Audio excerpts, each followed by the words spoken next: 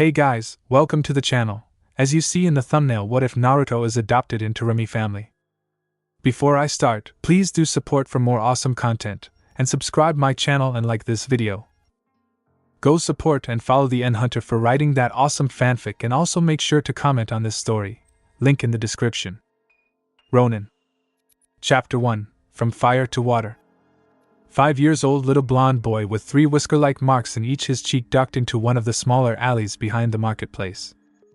Behind him there were 4 ANBU ninja, who were throwing small jutsu not to damage the village kunai and shuriken at the blonde, and only his heightened senses and speed with agility saved Naruto, that was blonde's name, from being killed.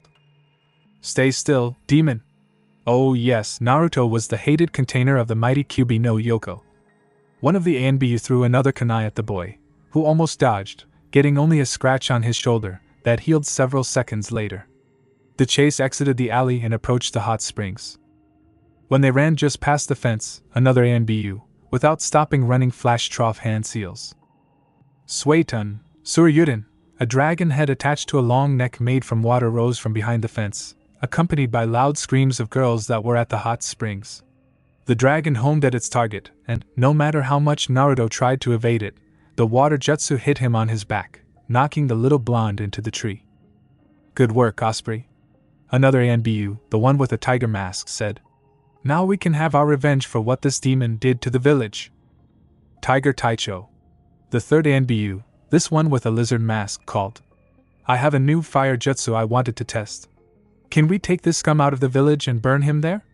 Tiger thought about it. He too, after all, had a couple of jutsu he wanted to try on an alive subject. Let's do it, he said finally. We will show this demon what Konoha is made of. Naruto, who regained conscious by now, tried to run away again, but before he could make it even a meter away from the tree, he got a roundhouse kick to his back that pretty much broke his spine. Lizard picked the downed blonde and tied him with a thin wire that would cut the boy if he tried to move. Let's go, Taicho. The 4 ANBU made through the village, parading their catch to the people and getting cheered at every step. Naruto, who was conscious, would have cried at this injustice of the world, but he ran out of tears years ago with the way Konoha populace, except for the old man Hokage, a couple of ANBU Itachi and Kat who were out of the village on their missions today, and Tucci and Ayam at the ramen stand treated him. The 4 ANBU with their captive entered a small clearing about 4 miles away from the village walls. Lizard shoved Naruto into the tree roughly, while Osprey and Baboon pushed kunai through little blonde's hands, nailing him to the tree, making the boy cry in pain. Then they did the same to his feet, crucifying the boy, before the 3 of them backed into the line at which Tiger was standing. Any last words, demon? The tiger-masked ANBU asked. Naruto remained silent. He learned it hard way that if he adjured for the torture to stop or even asked why they were doing to him, it only got longer and more painful. Oh well. Let's start, guys. Why don't you go first, Lizard? The said ANBU nodded and then performed a sequence of hand seals. Katan, Kasumi Engo. Then he exhaled a gray mist that enveloped Naruto, making the blonde cough when he accidentally breathed it in. I think it works. The ANBU mumbled to himself, while doing hand seals for another jutsu. Katan, Karya Enden, and now he exhaled a stream of fire. When the fire touched the mist, there was a powerful explosion. When his smoke cleared, the ANBU smiled, seeing that Naruto was burnt badly and was bleeding from his ears, nose and mouth. Did you like that, demon? Tiger asked. Naruto, who had his ears damaged, couldn't even hear him. Now it's my turn. Everyone, step back. The tiger-masked ANBU flashed through hand seals. Doton, Tetsu Otom, 2 halves of hollow metallic statue rose on the sides of Naruto. Then the halves closed up around the blonde. Then there was a sound of metal piercing flesh coming from inside the statue. For several next seconds there was silence, before the statue disappeared back into the ground, leaving wounded and bleeding Naruto still crucified on the tree. What do you say, guys? Shall we finish the Kyuubi? Wait a moment, Tiger Taicho, Baboon said. He came up to the blonde boy and stuck his kunai between Naruto's legs, making him let out a silent scream. Now we can continue, Baboon said, returning to his comrades.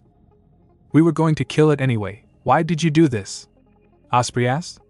Baboon shrugged. I just wanted the demon to suffer as much as it can. The osprey master Anbu nodded. Now let's finish it. He flashed through hand seals. Raiton, Moyasa Denku, a powerful surge of electricity flowed from his hands and into Naruto's body, slowly frying Blonde's nerves. Then Naruto's heart faltered and the boy succumbed to the darkness. When the jutsu ended, Tiger checked the boy. Its heart stopped. He said, "We killed it. We are the heroes of Konoha." And 4 left the clearing. The Kyuubi was woken from its sleep in the cage that was its prison from the feeling of its container dying. Of course, nothing could really kill the demon of such level. It will reform after a decade or so. But still, the Kyuubi didn't fancy meeting the Shinigami again this soon. So, it decided to save its container. With a small amount of its yoki, the Bijou checked the damage its prison got. It wasn't happy with what it learned. Almost entire skin of the boy had 2nd and 3rd degree burns and multiple pierced wounds. His lungs too were burnt. Eardrums were destroyed as were middle ears. Boy's nerves were fried and his spine was damaged heavily. Boy's reproductive system was severed and finally, the boy's heart stopped. Stupid ninjas. The Kyuubi seeped more of its yoki into boy's body, restarting his heart and diaphragm and forcing the wounds on his lungs close up. After that was done, the 9-tailed fox started healing other, less dangerous wounds. Finally, after several hours of hard work, the Kyuubi managed to heal everything but the less significant burns and wounds. It was time for the boy to return to the conscious. All this healing took a lot out of his body, and without food and water, Naruto would die soon. The blonde moaned as he opened his eyes. He felt that his body was mostly healed, like it happened with all his wounds before. He was still crucified on the tree, with his clothes completely burned away, and he could feel strange energy flowing through his body, making him believe that he could free himself. "You, bag of flesh, free yourself and find food and water." Low demonic voice boomed in his head, making the little boy freak out. "Do as I say, you, hairless monkey, or you will die." Naruto felt the energy in his body spike, and ripped his left hand free. Using it, he ripped other kunai from his body, starting with those that were in his feet and between his legs, crying in pain each time the blade moved through his flesh. "Now take these knives with you. You will need them." Naruto, who could feel his wounds close, nodded. "Who are you?" he asked, wanting to know who was helping him. "I'm great and powerful Kyuubi the 9-tailed demon," the voice in his head boomed. "Do not be mistaken, you, bag of flesh, I don't care about you, but I'm stuck in your gut, and I don't want to meet Shinigami yet." The blonde boy freaked out again. He had the strongest demon inside him. But the Kyuubi cut this line of thoughts from him. "You will need to find water and catch something to eat, monkey. Your body needs food to continue living, something I'm interested in right now." With his hands shaking, Naruto picked 5 bloodied kunai from the ground. Thank you anyway," he thought, making the demon laugh, but it did no further comments, till Naruto came across a rabbit who was drinking a water from a small stream. With the instructions from the Kyuubi, Naruto managed to kill the critter. "Skin it and eat it as it is. I will heal you from illnesses you may catch. You need food right now," the Kyuubi told to its container. "Then drink water." Eating raw meat wasn't good, but Naruto had no choice, so he ate the whole rabbit. Then he drank as much water from the stream as he could. "Now find yourself a safe place to sleep and rest. I will finish healing you, flesh bag." Naruto did as the Kyuubi said, settling for the night in a big hollow in an old tree. Sarutobi Hiruzen, Sandaime Hokage of the Konohagakure no Sato, was distracted from his fight with the most evil enemy of every leader paperwork by fireworks all over the village. The aged Hokage looked at the calendar, but today wasn't any holiday, so he couldn't see the reason for the fireworks. So he called his secretary. He noticed that the woman seemed to be very happy for some reason, much happier than she was in the morning. "Masako-san, can you tell, what is the reason for all these fireworks?" the Hokage asked. "Hokage-sama, you haven't heard? The Kyuubi was finally killed today," the secretary said happily, but her words didn't have the reaction on the aged leader she expected. Sarutobi's face darkened, and started radiating killing intent so powerful that it made everyone within a mile from the Hokage tower feel it. "Naruto-kun," the man whispered before upping his ki even more. "Bring the heroes here." His words were cold and promising those who were responsible for his loss a slow, painful death. "I will personally deal with them." That evening Konoha Anbu forces lost for its men to the Hokage's wrath. and civilian part of the council got smaller too. Naruto spent about a month in the forest, slowly walking away from Konoha as he didn't want to return to that place, even if all 5 of his precious people were there. He was feeding on different small critters he was killing with kunai he had or wild fruits and berries, and drinking water from various lakes, rivers and water streams he came across. Finally he exited the forest and reached a small village. Deciding that he could get some food and clothes his old were irreparably ruined the day he was killed. He cautiously approached the village, in case these people will try to kill him too. "Oh dear, what a poor boy!" an old woman who was tending a herd of sheep exclaimed as she saw Naruto. The boy immediately froze, but a moment later hid in the small ravine. The woman sighed and slowly approached the place where he was hiding. The boy tried to hide deeper, but quickly found himself in the corner. "Don't hurt me. I did nothing back," he cried in fear. The woman even did a step back, raising her eyebrows. "Why would I hurt you, dear? Sure, you are dirty and naked and wounded." She was referring to a fresh bruises the Kyuubi hasn't taken care of yet. "But to hurt you for that? No." Naruto relaxed a little, maybe they didn't know about him here. "Come out, dear." The blonde boy shook his head. "Fine. I will bring you food and some clothes I have from my grandson here." And she disappeared from Naruto's field of view. 20 minutes later she returned with simple bread and old woolen clothes. Naruto accepted them, carefully looking for any traps. For the next 5 days Naruto lived in the ravine next to the village. The old woman brought him food every day, and he was thankful for that, but in the end, the little blonde decided to leave this place. Who knows, someone from Konoha may come here and try to kill him again. In these 5 days he learned that he was in about 70 miles away from the eastern coast of the Fire Country and one of the port cities. Naruto headed there, hoping to infiltrate one of the merchant ships and get as far away from Konoha on it as he could. It took Naruto a week to reach the city, but now that he had some clothes, he could move around other people more safely, passing as another local orphan. Slipping past samurai guard into the merchant section of the port was quite easy with his skill, and now little Naruto was walking in the warehouse with large crates of canned food. 2. The water koyunrty. He read slowly as reading was something he taught himself to survive in Konoha. Deciding that anything was better than the hidden leaf, he crawled into one of the crates which had one of planks missing and fell asleep. When Naruto woke up, he was already in the hold of the ship and in the open sea, judging by the tossing. Not wanting to be thrown into the sea, Naruto spent day after day in the hold, eating the food from the crate, opening cans with kunai he still had with him, and drinking water that was in glass bottles in the other crate. The ship sailed for a couple of weeks, not that Naruto could tell that in the dark hold he was in before it finally reached the water country. Again on the solid ground, Naruto ran away from the town where the port was into the local forest. He was walking through the forest for weeks, again eating critters he killed and wild berries and fruits and drinking any water he could find.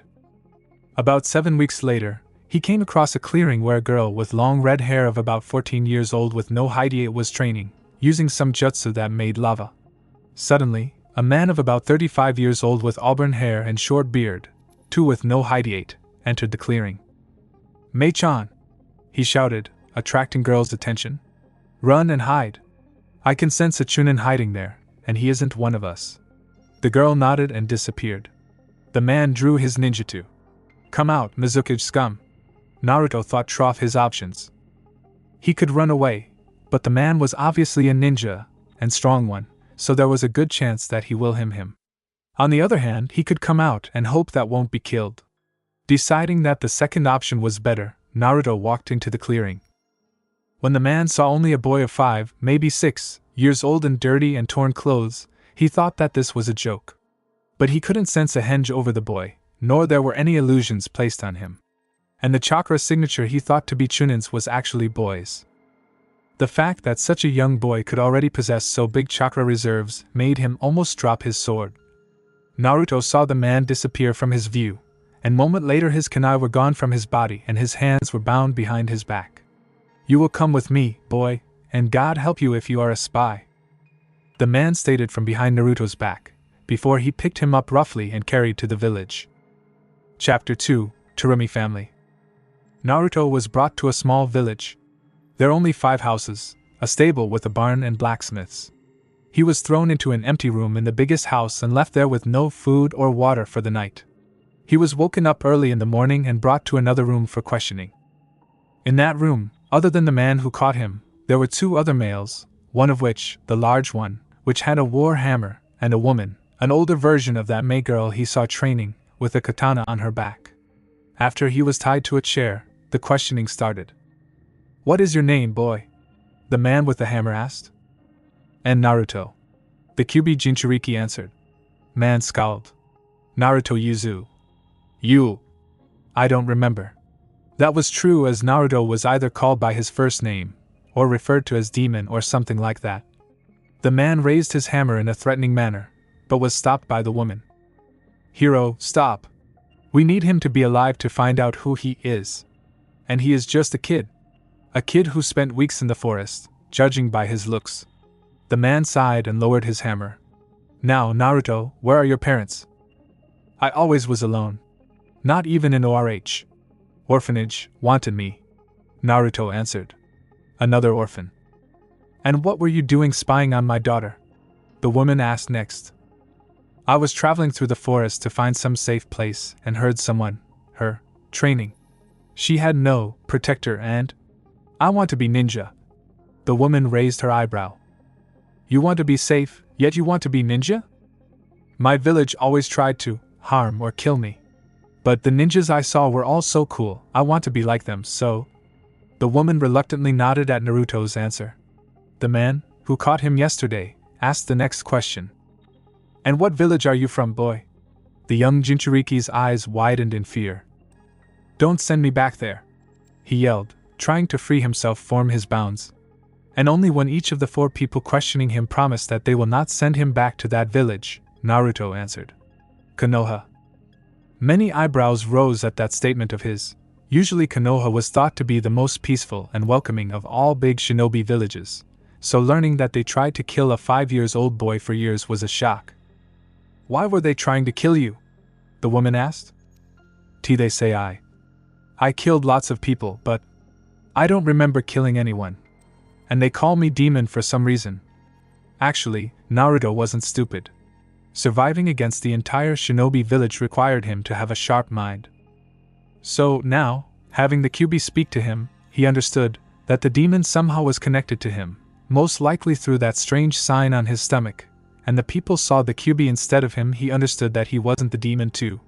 But Naruto wasn't going to tell these people his guesses. What if they were the same? "He looks normal to me, even if his abnormally large chakra reserves for his age," the man, who caught him, said almost absent-mindedly. "What do you know about the Mizukage, boy?" he asked then. For several seconds Naruto had a puzzled expression on his face. "Hokage rules Konoha. Mizukage rules some other village?" the blonde boy asked. "Yes. Mizukage is the supreme ninja of the Hidden Mist village. However, several months ago he decided to purge the land of water from anyone who has a bloodline. Right now the civil war that started because of that is still a bit inert, but it will only get worse for him now," the woman explained. "Ano. Bloodlines are cool.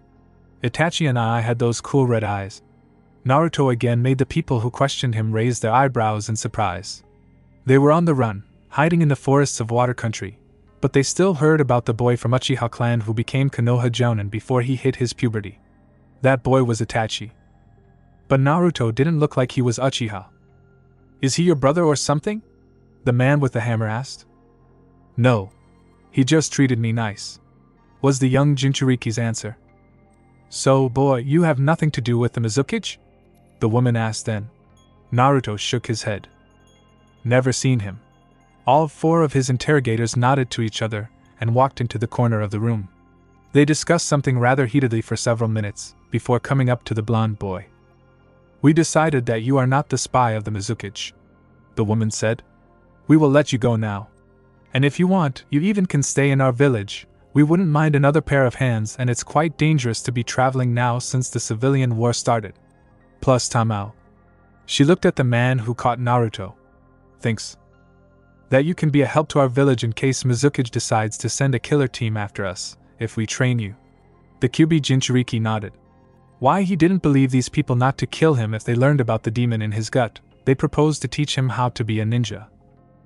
Naruto was thinking whether he should stay in the village, at least for some time, to return to the forests right away. Finally, his desire to be cool ninja won. "See, can I stay with you?" he asked, hoping for the best. The man, Tamao, nodded slowly. "Yes, you can stay with my family. You will be looking after chickens and goats, and if you prove to be reliable enough, I may teach you how to mold chakra or something," he said, untying Naruto. The Kyuubi Jinchuriki nodded. "We don't have much room, so you'll have to sleep in the basement." Naruto was happy, as he usually slept outdoors in ditches, big bushes, hollows, and the likes. "Oh, and I'm Tamao Terumi. That is my beautiful wife Kahaku," he said, referring to the woman with katana. "And I believe you have already seen my daughter Mei." The man paused for a moment. "The man with the war hammer is Hiro Takuma. He's a blacksmith. And finally, there is Manu. He's a lumber." Naruto nodded, trying to memorize the names of the people in the room. "Welcome to our small village, Naruto," Tamao added. It was about the middle of autumn now, and Naruto was already living with Terumi family for 3 weeks now. As they said, he was looking after their goats and chickens. Tamao also took it upon himself to teach the Kyuubi Jinchuriki how to read and write properly, and to his surprise, Naruto was quite good at both for his age. The little blonde also became friends with Mei. The teenage girl often played ninja with him, honing her tracking skills and awareness against his stealth. So, starting from today, Tamao decided to start teaching the boy how to be shinobi. With the chakra reserves the boy possessed, he could be quite a protector for the village in a couple of years. "Naruto-kun, when you are done milking the goats, I want you to come with me," the man shouted to the blonde Jinchuriki who was in the stables. "Yes, Tamao-san," the blonde boy shouted back. He was milking the last goat anyway. When he was done, he brought the milk into the house and gave it to Kahaku, before going to where Tamao was waiting for him. He found the man to be in his full ninja gear. "What did you want, Tamao-san?" Naruto asked. "You've proven to be a great help to my family, so I decided to teach you how to use chakra." The man was instantly afraid that the boy will have his face split in two with that smile. "You're the best, Tamao-san." The man nodded. "Now let us start." He waited for Naruto to calm down somewhat. "First thing, I want you to try to sense an energy inside your body. It should feel cool, most likely, like a mist or wind, but with the amount I sense in you, yours can feel like a water. If you do this hand seal." Tamao brought his hands into the hand seal. "The task may be easier." The little Jinchuriki nodded and copied the hand seal with his hands, before closing his eyes and concentrating. About 10 seconds later, first flames of chakra started appearing around his body, signifying that the boy was close. Then these flames turned into the damn pyre for a moment. Then it all died down, and Naruto opened his eyes. "I felt something, Tamao-sensei." He saw the man nod. "Yes, Naruto-kun, you just felt your chakra. And on the first try no less." The little blonde beamed at the praise. "Are you tired?" Tamao asked, having Naruto shook his head as an answer. "A bit winded." The man raised his eyebrow for a moment, surprised by boy's stamina, but then nodded. "In that case, since you know how your chakra feels, you will start learning how to control it and move it through your body. This is much harder, so don't be upset if you don't manage it even in a month," Tamao said. True to his words, Naruto failed to show even a bit of improvement there, before the man called it the day and sent the blonde boy to tend the family's animals. Naruto mastered first steps of chakra control and moving chakra within his body by the beginning of the winter. Unlike Konoha and the Fire Country, winters in the Water Country were exactly that, winters, cold and windy, with snow falling from the sky. Naruto's training was moved indoors, and now Tamao and Mei were teaching the blonde boy basics of jujitsu in one of the empty rooms of the house. Despite his young body, Naruto was actually doing quite good there. The Kyuubi Jinchuriki was also introduced to the leaf balancing exercise to help build chakra control. With his constantly growing reserves, the earlier was the better. It was the middle of February when Tamao decided to up Naruto's chakra control exercises, seeing as the boy's reserves were now upper Chunin, maybe even lower Jounin, level. "Naruto-kun, today I will show you new exercise," the head, and the only male, of the Terumi family said. "It is called tree climbing exercise among ninja." Tamao walked up to the wall and put his foot on it, applying chakra to stick it to the wall. Then he put his second foot and started walking up the wall. "This is what you will have to do." Naruto, who was watching the man in awe, nodded. "You will need to channel your chakra to your feet. If you use not enough, you will fall down. If you use too much, you will be launched from the wall and will fall down too. You will have this exercise mastered only when you can walk on any solid vertical surface without thinking about it." Naruto nodded again. "Now you can try. I will go help Mei-chan with her advanced taijutsu." "Hi, Tamao-sensei." And the blonde Jinchuriki started trying to walk the wall. It took him several hours, but he managed to walk around the room on the walls. Sure, he needed to concentrate on the task all the time, but it still felt like a great success. "Hey Tamao, you know what I've heard?" Minu said to his neighbor, as two males were building additional room for Terumi family's chicken. "There are rumors flying around that the entire Kagaya clan was killed when Nen decided to attack Kiri."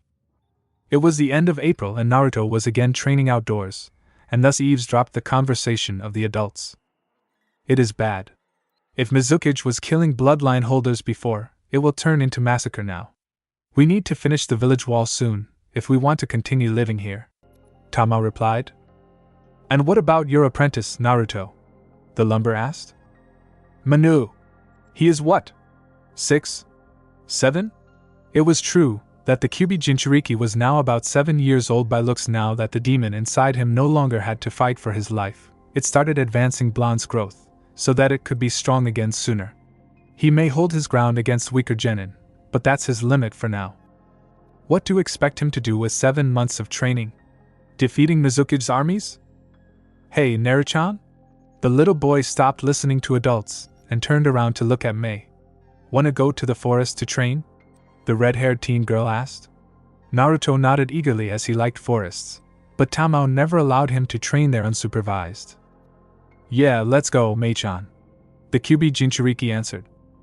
"Pa, we'll be training in the forest," Mei called. After Tamao nodded that he heard her, she and Naruto went to train into the woods. Mei looked up into the sky. From what she could read from there, it was now close to 6 in the evening. The redhead looked at little Naruto, who was sitting against the tree, relaxing after one of their hide-and-seek and ninja-style games. "Ma would be angry if we're late to dinner. Let's go, Naruchan." The blonde boy nodded and rose onto their feet. They were halfway back to the village, when Naruto's senses picked a smell of smoke. Looking up, the Kyuubi Jinchuriki saw through the treetops clouds of gray smoke rising above the village. "Something's wrong, Mei-chan. It looks like the village is on fire." The teenage girl nodded, and the two of them changed their way to the village to a safer one. When they exited the forest, they finally could see what happened. Unfortunately, Naruto was right. The village was on fire. Actually, it was burning out already.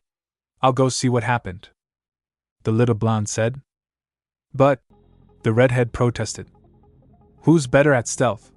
Mei nodded uneasily and Naruto slipped into the village. All buildings were burning out or already burnt, and as he could see no one from the village, the young Jinchuriki assumed that it was an attack.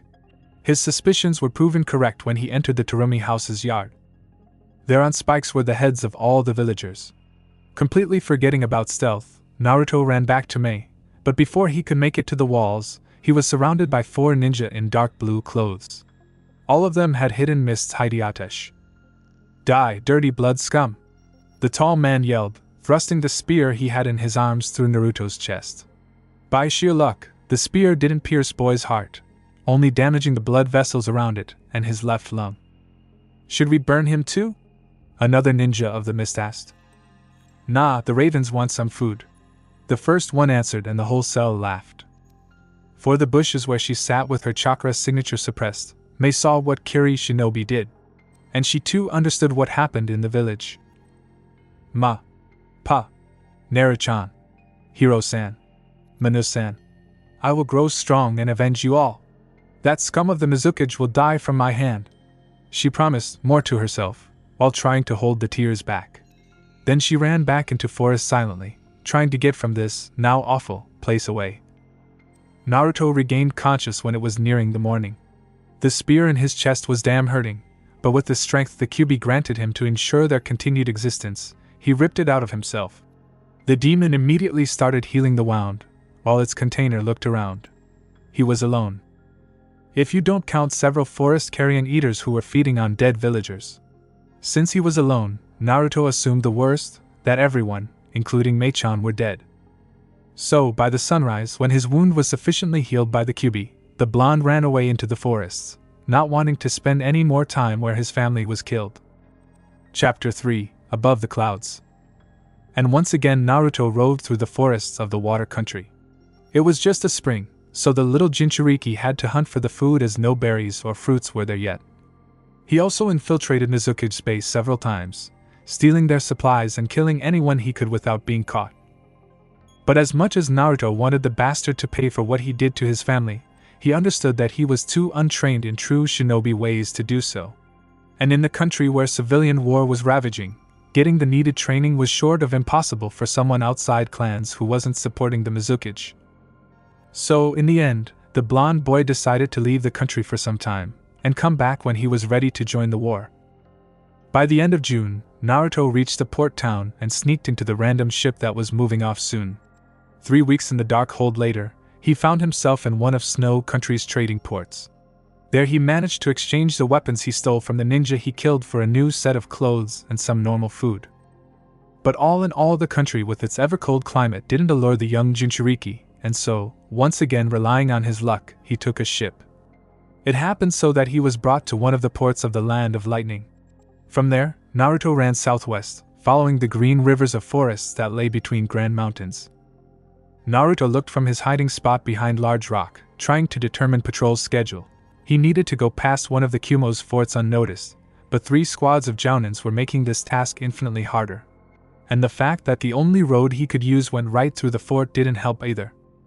Sighing, Little Blonde pushed chakra into his legs, one of the tricks he learned on his own, and moved to the next shadow. He waited for the squad of Kumo ninja to pass by, and walked up the wall to the small opened window that, as he found out, led into the kitchens. Stealing himself some food, Naruto continued on his way, going through empty mess and into the corridor that connected Fort's barracks with Customs House. Trying to move as silently as possible, Naruto crawled against the ceiling towards the Customs House's end. The man had spiky black hair and a black vertical marking on the bridge of his nose. I wonder how such a big mouse could slip into my fort. Naruto was still frozen in fear, so the Jounin easily picked him by the collar of his jacket and dragged to the interrogation chamber. There, he took all the weapons the blonde boy had, before binding him to the chair. You know, you're quite lucky. Other men in the fort would have killed you without second thought, the man said, looking straight into Naruto's eyes. Now, what is your name, boy? And Naruto, the Kyuubi Jinchuriki said nervously. His interrogator tapped the table with his fingers, indicating that he wanted more. I'm orphan from the water country. I don't know my surname. The man sighed. There are no trading routes between water and lightning countries working right now. The only way you could have gotten there is either through snow or wave countries. But the nearest trading port isn't more than 300 miles from here. Are you trying to say that not only you survived in the wild for long enough to reach the fort, but also managed to successfully infiltrate it? Alone? Naruto nodded nervously, making the man in front of him sigh. You know what, I don't believe you. Now tell me the real story about how you got where I caught you. The Kumo Jounin said, releasing some killing intent, though it didn't affect Naruto in the slightest. 3 hours of interrogation, with psychological and even a bit of physical torture, the Jounin finally believed that Naruto was what he was portraying himself to be. Untying the boy, the man sighed. Since you aren't a spy or a saboteur from any no-hidden village or clan and actually did nothing bad, other than stealing our ham, I don't see any reason to arrest you. But your skills impressed me quite a lot. I wish to offer you a deal. Naruto looked at the Jounin, trying to guess what he was going to say next. You will stay with us in the fort and help finding security problems, and in return, you will be fed and will have a roof over your head, and I will teach you a thing or two about being ninja. The man saw the Kyuubi Jinchuriki hesitating with the answer. Most likely it was due to the damage Mizuki did. Fine. And no strings to the Kumo attached. Naruto finally nodded slowly. Why yes. I'm Mota Sauen, Kumogakyu no Sato Jounin. But you should call me either Mota-sensei, or Mota-shirsho, whichever you like more. Naruto nodded. Hi. Mota-shirsho. Naruto stayed at the fort for 8 months. Because of the good food he was provided with, the Kyuubi managed to mature the boy further, and being only 7.5 years old, the blonde boy looked more like he was 9. Naruto did his job of finding fort's security problems very well, along with giving the Jounins their additional training, and in return Moto taught him water walking exercise, some more advanced jujitsu, and other taijutsu moves, and the basics of wielding katana and ninjutsu and kawarimi and henge. And also math, geography, and bits of history. 5 months after the beginning of the partnership, the neighborhood forts tried to hire Naruto to help them too. Moto allowed that, and thus the Kyuubi Jinchuriki earned his first and actually not so small money. But in the end, the little Jinchuriki decided that it was the time to continue wandering around the world. As much as the fort's garrison didn't want to let him go, mostly because of the knowledge of Kyumogakure was arts he was given there, they couldn't do anything to stop him because, as Moto said, Naruto had no strings to Kyumo attached. One evening Naruto was following one of the valleys between mountains, not really paying much attention to the surroundings. What a mistake for a ninja when he heard a roar from the side. Quickly turning around, the Kyuubi Jinchuriki saw an enormous black bear that, apparently, thought that the little blonde will make him a fine dinner. Drawing 2 kunai from his holsters, Naruto threw them at the predator, hoping to kill him quickly. The bear just deflected them with its claws. Letting out a loud roar, the beast attacked, trying to claw its prey, but thanks to all of the training he'd undergone, the Kyuubi Jinchuriki managed to dodge it without getting even a scratch. Damn! The little blonde swore as the bear attacked his again. He rolled away and drew the other 2 kunai he had on his body, and, while the bear was getting ready for the next strike, he charged forward, thrusting both blades into beast's chest. Unfortunately, the kunai were too short to reach bear's heart. Roaring loudly from pain, the predator swung his clawed paws, sending Naruto into the nearby tree. "Let me deal with this nuisance," the Kyuubi finally said as its container was getting up. "What if someone senses you?" Naruto asked, not really thinking the assistance from the big bad demon would do him more good that bad right now. "Would you prefer to be the dinner for this bear?" the 9-tailed fox asked. "As far as I can see from my cage, you are losing the fight." Groaning as he dodged another strike from the said bear, the little blonde finally agreed that he needed Kyuubi to survive this encounter. Unfortunately, this mental dialogue took some concentration, and Naruto missed incoming attack to his gut that sent him flying into another tree. But thanks to the Kyuubi's yoki in his system, he recovered while still in the air and landed onto the tree trunk, sticking to it with his chakra. The Kyuubi pushed more of its yoki into its host, covering him with a protective cloak and healing the wounds that he received. Seeing the change of its prey, the bear attacked again, this time not hunting, but killing potential danger to itself. But with the newfound speed, the little blonde dodged it easily, before counterattacking with his own yoki-made claws. The bear roared in pain as 5 gashes appeared on its chest and started swinging his paws wildly. One of such wild swings caught Naruto by surprise, and sent him flying into a tree again, knocking yoki out of him. "Damn!" Naruto moaned as he was trying to get up. Suddenly the bear was right in front of him with its paws ready to strike. The Kyuubi Jinchuriki closed his eyes, waiting for pain to come, but it never came. Instead he heard something heavy falling on the ground. Opening his eyes, the blonde boy saw a bear's carcass right in front of him with a simple short sword sticking out of its head.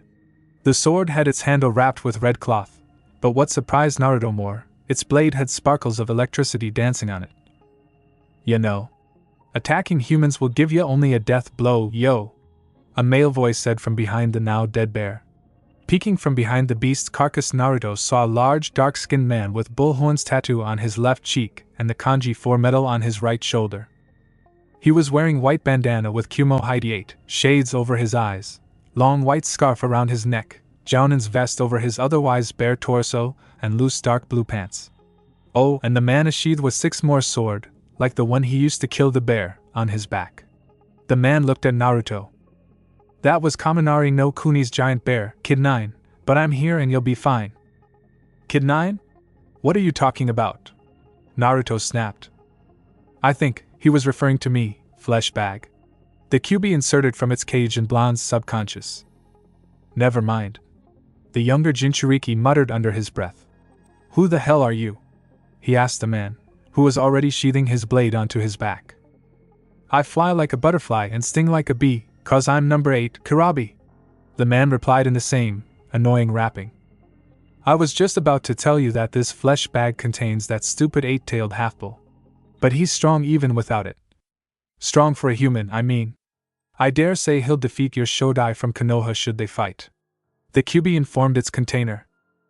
Naruto looked at Karabi in a slight awe. Not every day you come across someone who could defeat a Hokage. You're cool, Karabi-san. Can you teach me to be like you? Even being wandering ninja, Naruto wasn't going to miss a chance to grow stronger. Especially if his potential teacher was another demon container. Teach you, bro? Your fight against the bear impressed me, yo. Follow me to the Thunder Valley, we'll train there night and day. The Kyuubi Jinchuriki almost beamed with happiness, and quickly followed the dark-skinned Kumon ninja. Karabi was a very demanding sensei, and though was he pushing Naruto mostly through speed, strength and stamina training, he pushed the little blonde to his limits. The 8-tailed Jinchuriki also taught his apprentice the basics of his taijutsu style and a bit more advanced kijutsu moves. But the best thing Karabi taught Naruto were seals. The rapping jounin showed the Kyuubi Jinchuriki's simplest storage seal and explosive tag, and the blonde boy found the art of Fuionjutsu to be quite easy, which made his sensei wonder. Hey Naingaki, are you related to the clan Uzumaki? Oh yes, Naruto had to endure this annoying rapping every day. Uzumaki? Naruto tapped his chin with a finger. He'd definitely heard this surname before, but he couldn't remember where exactly. I don't remember my last name, but it started with U. Then a memory sprang into Naruto's mind. A memory where old man Hokage was doing some paperwork that affected him. Naruto Uzumaki. The Kyuubi Jinchuriki whispered under his breath. That sounds right. He made a small pause. I don't know. But I think my full name was Naruto Uzumaki. Hachibi Jinchuriki smiled.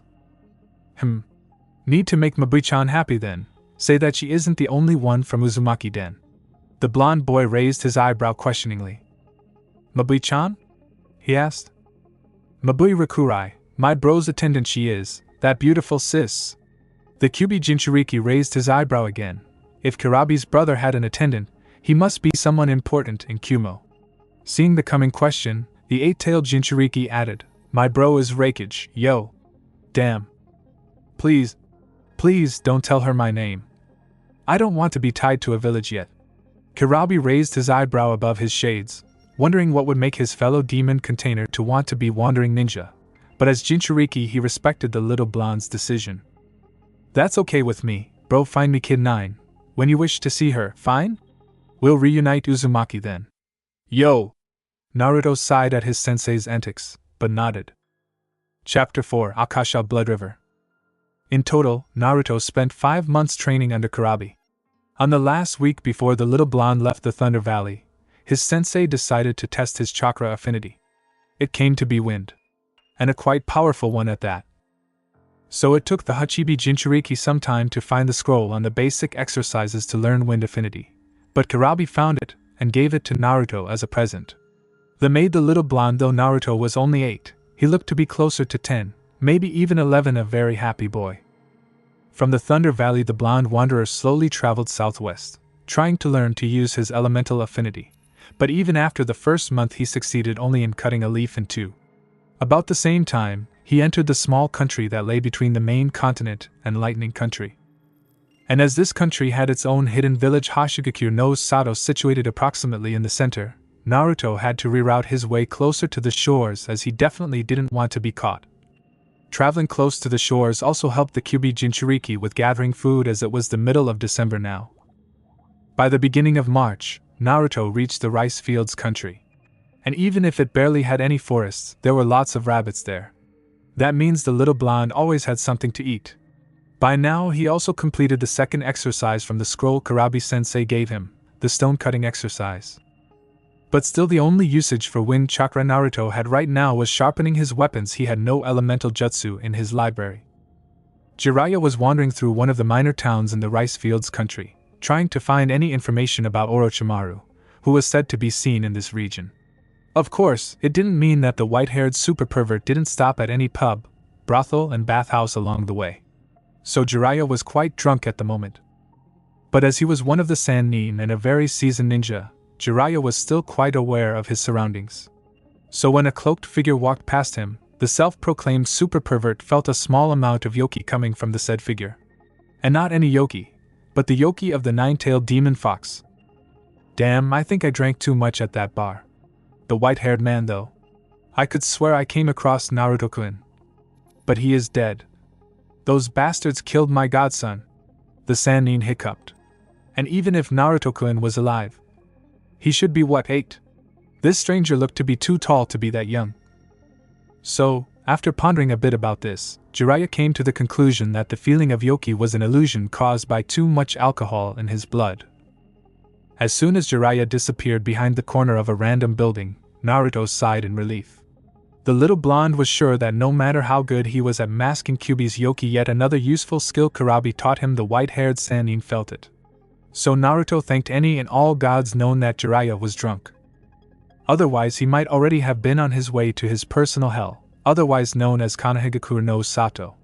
Deciding that staying in the town one of the Sannin was hanging around was not safe for him, the Kyuubi Jinchuriki continued traveling to the west.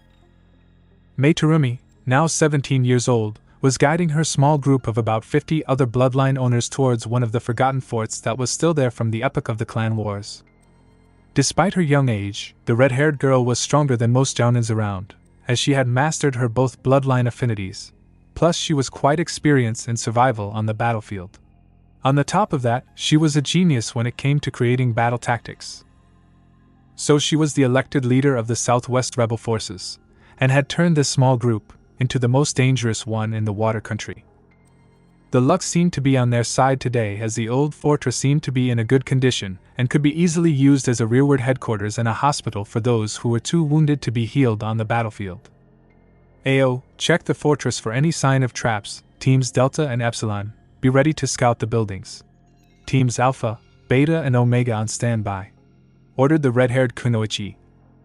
Ao, a man of about 30 years old who had no bloodline of his own and was hunted just because he had Byakugan implanted as his right eye, grunted at her all-business tone, but did as she said.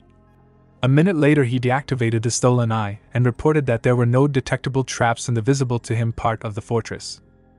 This meant that the buildings were clear. 15 minutes later teams Delta and Epsilon returned and confirmed Ao's surveillance. By the end of the day, the old fortress became one of the strongholds of the rebellion against the Yondaime Mizukage. Naruto was walking through one of the bigger forests in the rice fields country without any certain destination in his mind. He then came across a dead tree that had some kind of a tunnel leading under the ground between its roots. As the tunnel looked like it was used frequently in the recent time, the Kyuubi Jinchuriki decided to explore it in case there was something of a value there. The fact there were multiple and recently placed advanced sealing traps along the tunnel led the little blonde to believe that there definitely was something valuable there. Soon the traps ended and the tunnel became lit with dim torches, and after a 90-degree turn, the tunnel split in two. Shrugging, Naruto chose the left corridor and continued exploring this underground base. A couple of minutes of cautious walking later he reached the first door. Using his enhanced by the Kyuubi hearing, the blonde tried to determine whether there was someone inside or not. Finding the room to be empty, Naruto cautiously opened the door and walked in. The room was a simple closet. Exiting the closet, the little Jinchuriki quietly closed the door behind him and continued exploring. The little blonde was sure that he was now several kilometers away from the entrance to this underground base that turned out to be a real labyrinth, but so far he found nothing that was of any value to him. All rooms he explored so far were either empty, closets of some kind, or led to laboratories where strange animals and things were experimented on, and the constant patrols he had to dodge were quite tiresome. Sighing, Naruto checked yet another room for any signs of anyone inside. When he heard no one, he picked the lock up and opened the door. And he stopped, rooted to the ground, stunned by what he saw. Bingo! He exclaimed, eyeing shelves with hundreds upon hundreds of scrolls, many of which either contained jutsus or had some kind of theory behind different ninjutsu, genjutsu, fuyonjutsu branches and taijutsu styles.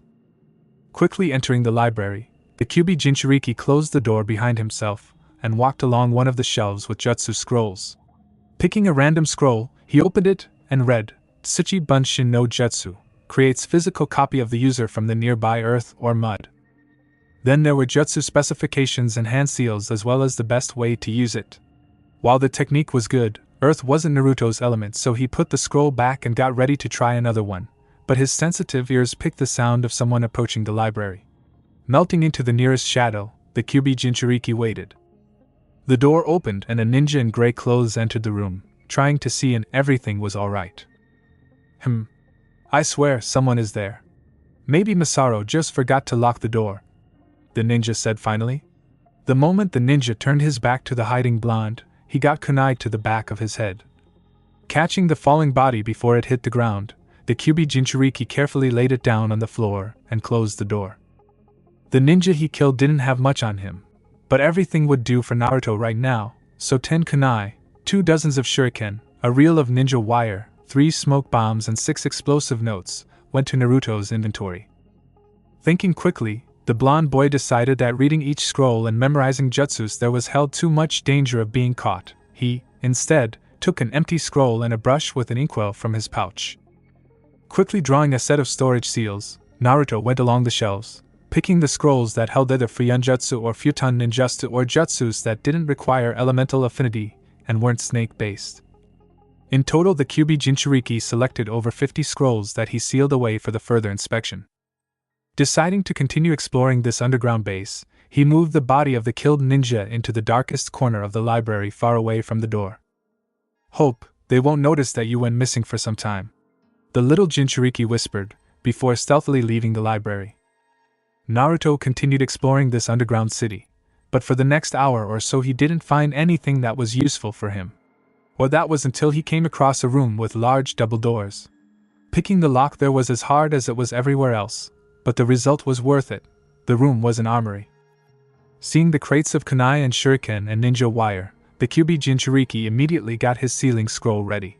Sealing away about 300 of kunai and about 500 of shuriken for future use, Naruto explored the room further. He found a crate with blank scrolls and more with reels of ninja wire. A lot of those were added to his personal supplies, along with the full crate of ration bars and several hundreds of explosive tags and smoke bombs.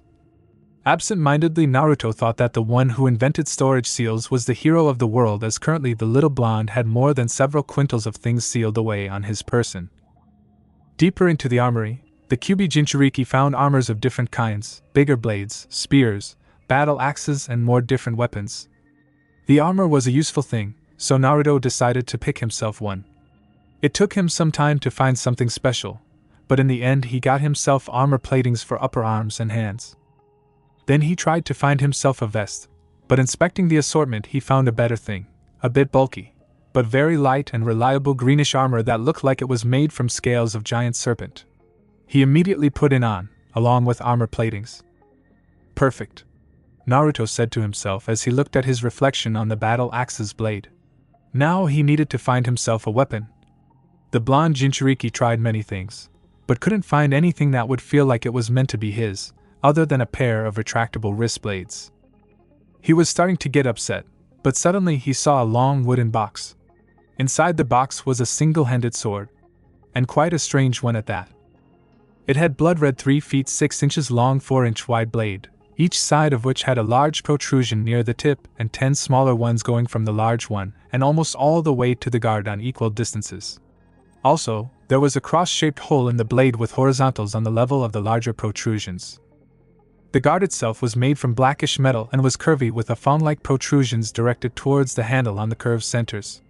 The handle was 9 inches long and was wrapped with a black cloth. On the end of the handle there was a wide trident-like part with an eye-like ruby in its center. Deciding that he had nothing to lose, Naruto picked the strange sword. Then he let out a strangled pained moan as he felt something a sword bit his hand and started sucking his blood. And the worst thing, he couldn't drop the sword. But 1/4 of a pint of his blood, and about a minute later the sword stopped sucking his blood and the wound on his hand sealed instantly. By your blood, you were judged worthy. Quite pleasant female voice said in Naruto's head. I'm Akasha in the spirit of this fine sword. The Kyuubi Jinchuriki was quite surprised. Sentient swords were very rare, especially with such clever spirits. And I am a vampire. Nice to meet you, Namike Uzumaki Naruto, my new wielder. The blonde boy was now shocked even more as, apparently, he was the son of the very man that had sealed Kyuubi into him. He was the son of the Yondaime Hokage. But Naruto had to push any thoughts on this subject out of his mind as he heard 4 ninja entering the armory. He was still hidden from them by shelves with different armors and weapons, so he still had a couple of seconds to create a plan of surviving through this. Akasha, most likely through him, knew the situation too, and came up with a way out of the current mess. Send your chakra through me to the cross while doing one-handed bird hand seal. This will paralyze them for a moment. As this was some kind of illusion, Naruto allowed the 4 ninja to come close to him. What do we have here? A little shit that steals Orochimaru-sama's weapons? A ninja in the same gray clothes asked, drawing his ninjutsu. The 3 other behind him too got ready to kill him. Now, Akasha commanded. Naruto sent his chakra towards the cross-shaped hole in the blade, and a quiet, rather high sound filled the armory for a moment, leaving the 4 ninja, like the vampirist said, paralyzed. Not wasting such an opportunity, the Kyuubi Jinchuriki attacked, moving faster than he had ever before. Appearing between his 4 just now unfreezing opponents, he did a 360 degrees turn, cutting all of them into 2 at the waist level. That was what I call Kyuketsuki Ryuka, vampire's hunting song, Akasha said. Before we were so rudely interrupted, I was about to tell you, my wielder, about my powers. As you have already discovered, I'm able to produce sound-based paralyzing attack. Also, I boost your speed and strength a bit.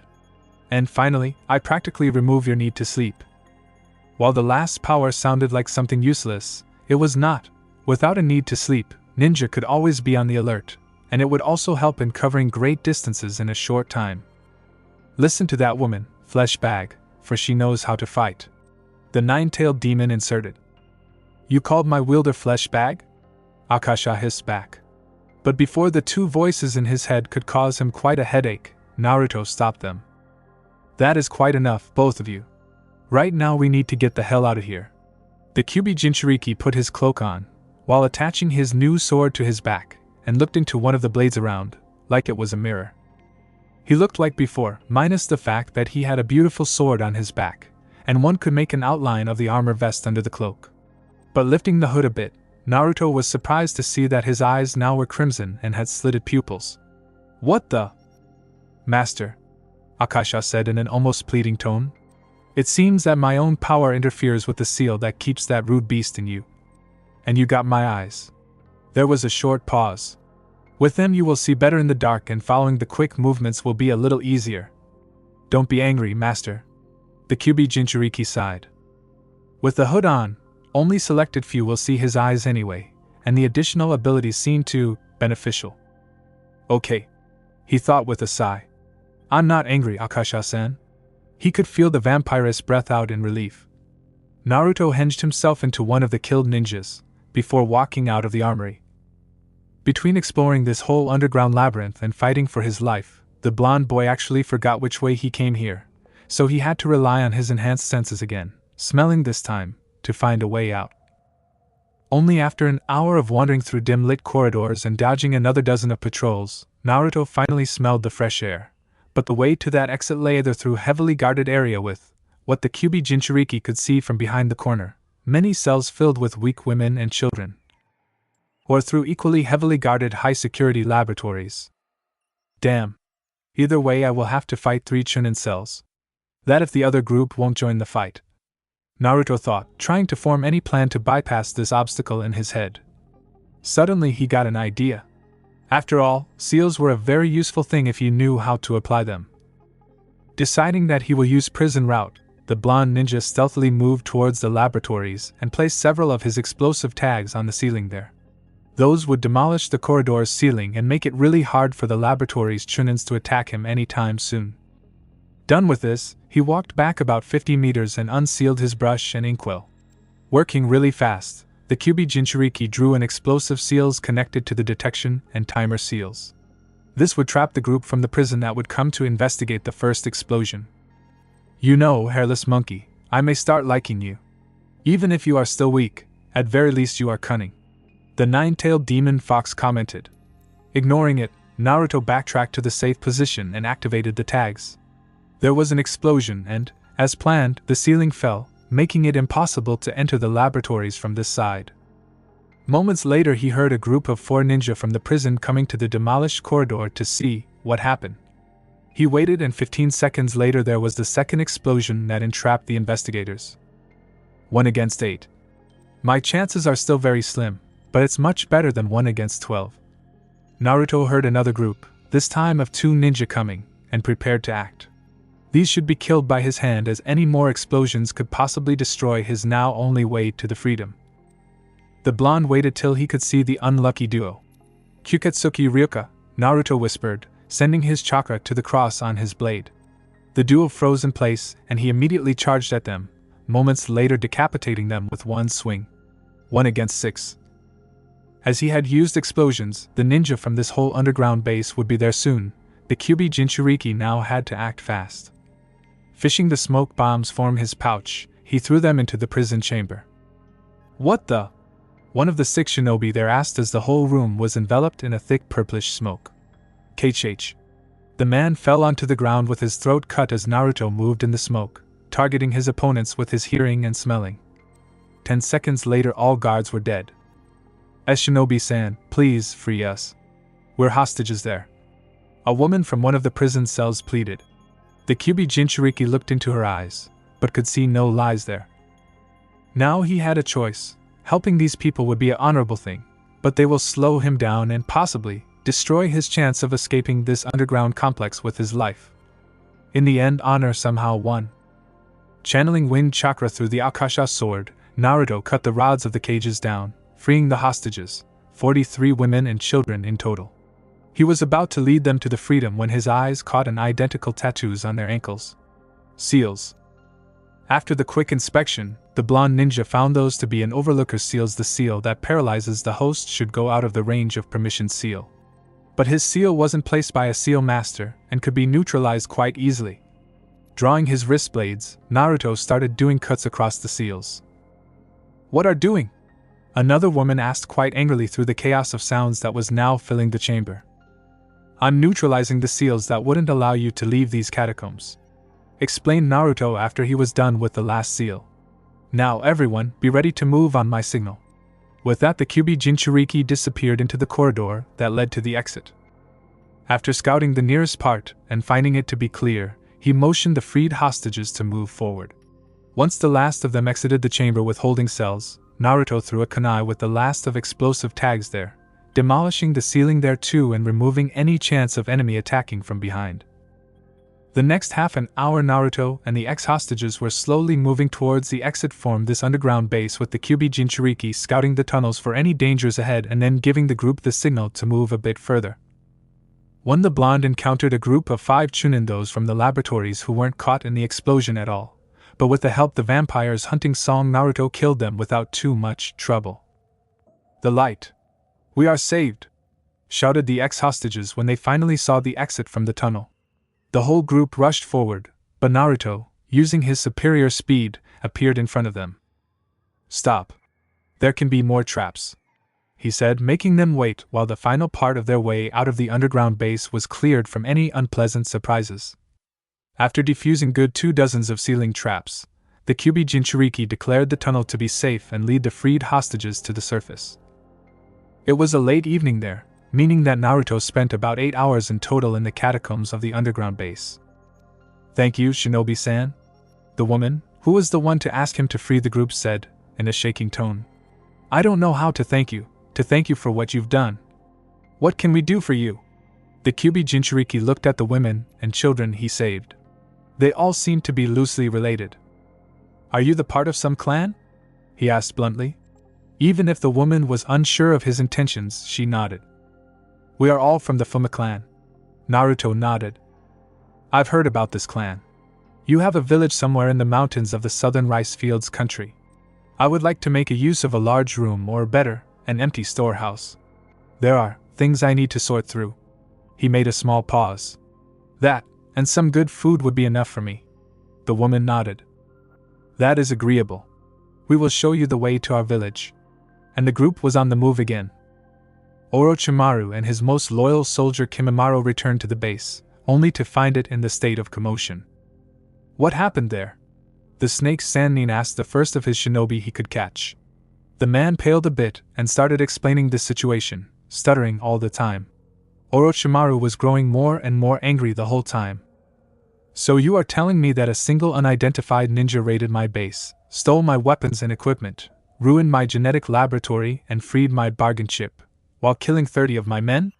The poor man couldn't find any strength to answer the angry Sannin verbally and just nodded. Where the hell were you all looking? Orochimaru roared. Kimimaro, execute the whole shift for being idiots.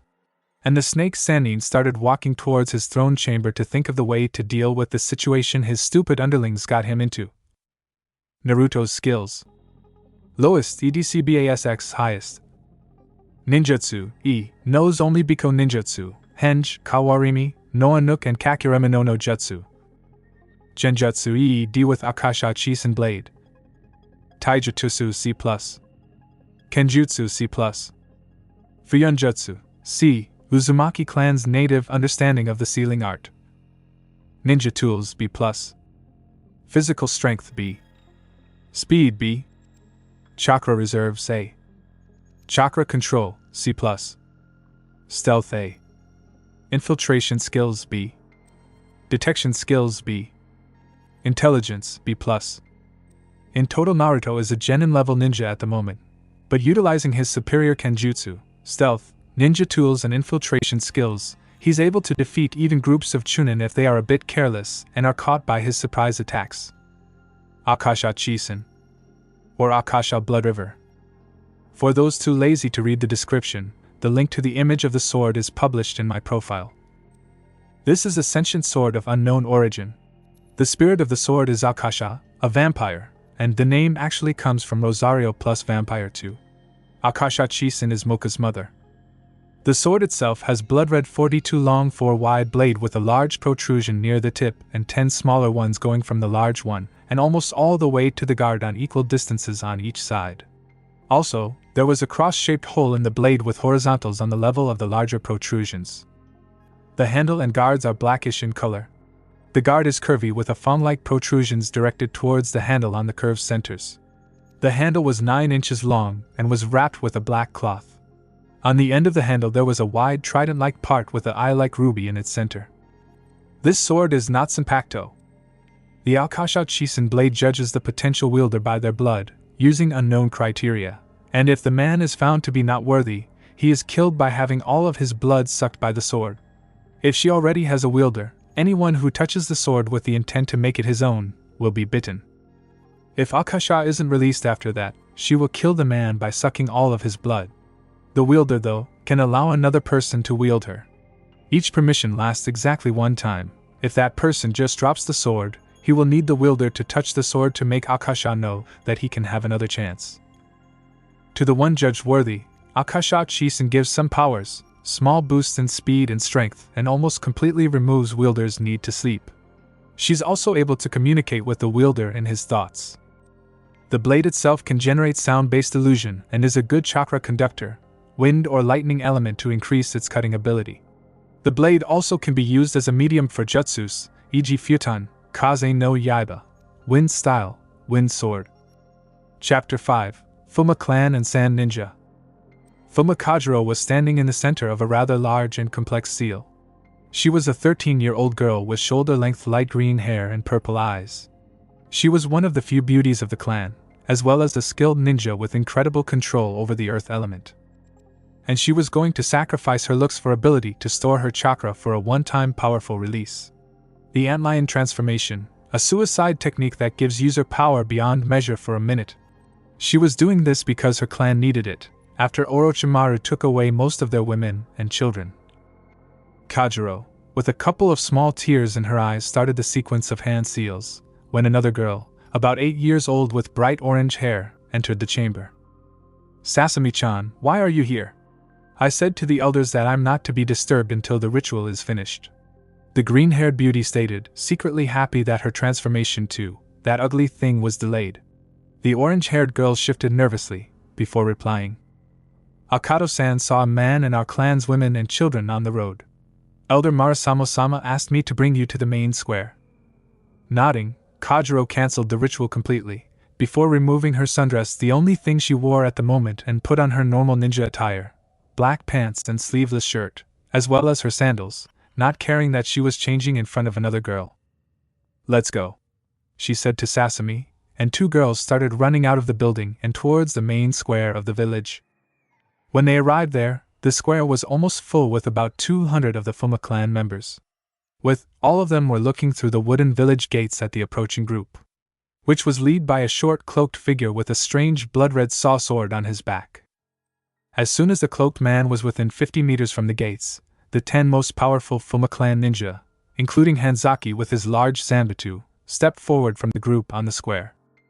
Halt. State your name and business with the Fuma clan. The cloaked man looked at the 10 in front of him, showing that his face was shadowed by the hood with only 2 blood-red eyes glowing slightly. Naruto. I ask for a place to stay for a couple of weeks, preferably an empty warehouse, for the deed of freeing your clansmen from Orochimaru. The cloaked figure said in a voice that could belong to a boy of about 12 years old. What proof do you have that they are indeed our clansmen? Hanzaki asked. Ask them yourselves, he stated. It took the 10 about half an hour to verify that every last woman or child were indeed Fuma and not a spy from Orochimaru. After that, the clan conferred whether they should give him what he asked for or not. In the end, they decided to give him a chance. Naruto-san, an elderly-looking man in rather good light gray robes, said, we decided to give you what you asked for freeing out clansmen. He made a pause to clear his throat. You can accommodate yourself in the storehouse Sasami-chan will show you. Another pause. But I'm afraid that Orochimaru will not just let us go after what happened today. I'm afraid that he will come to our village, seeking revenge. The cloaked boy thought about it for some time.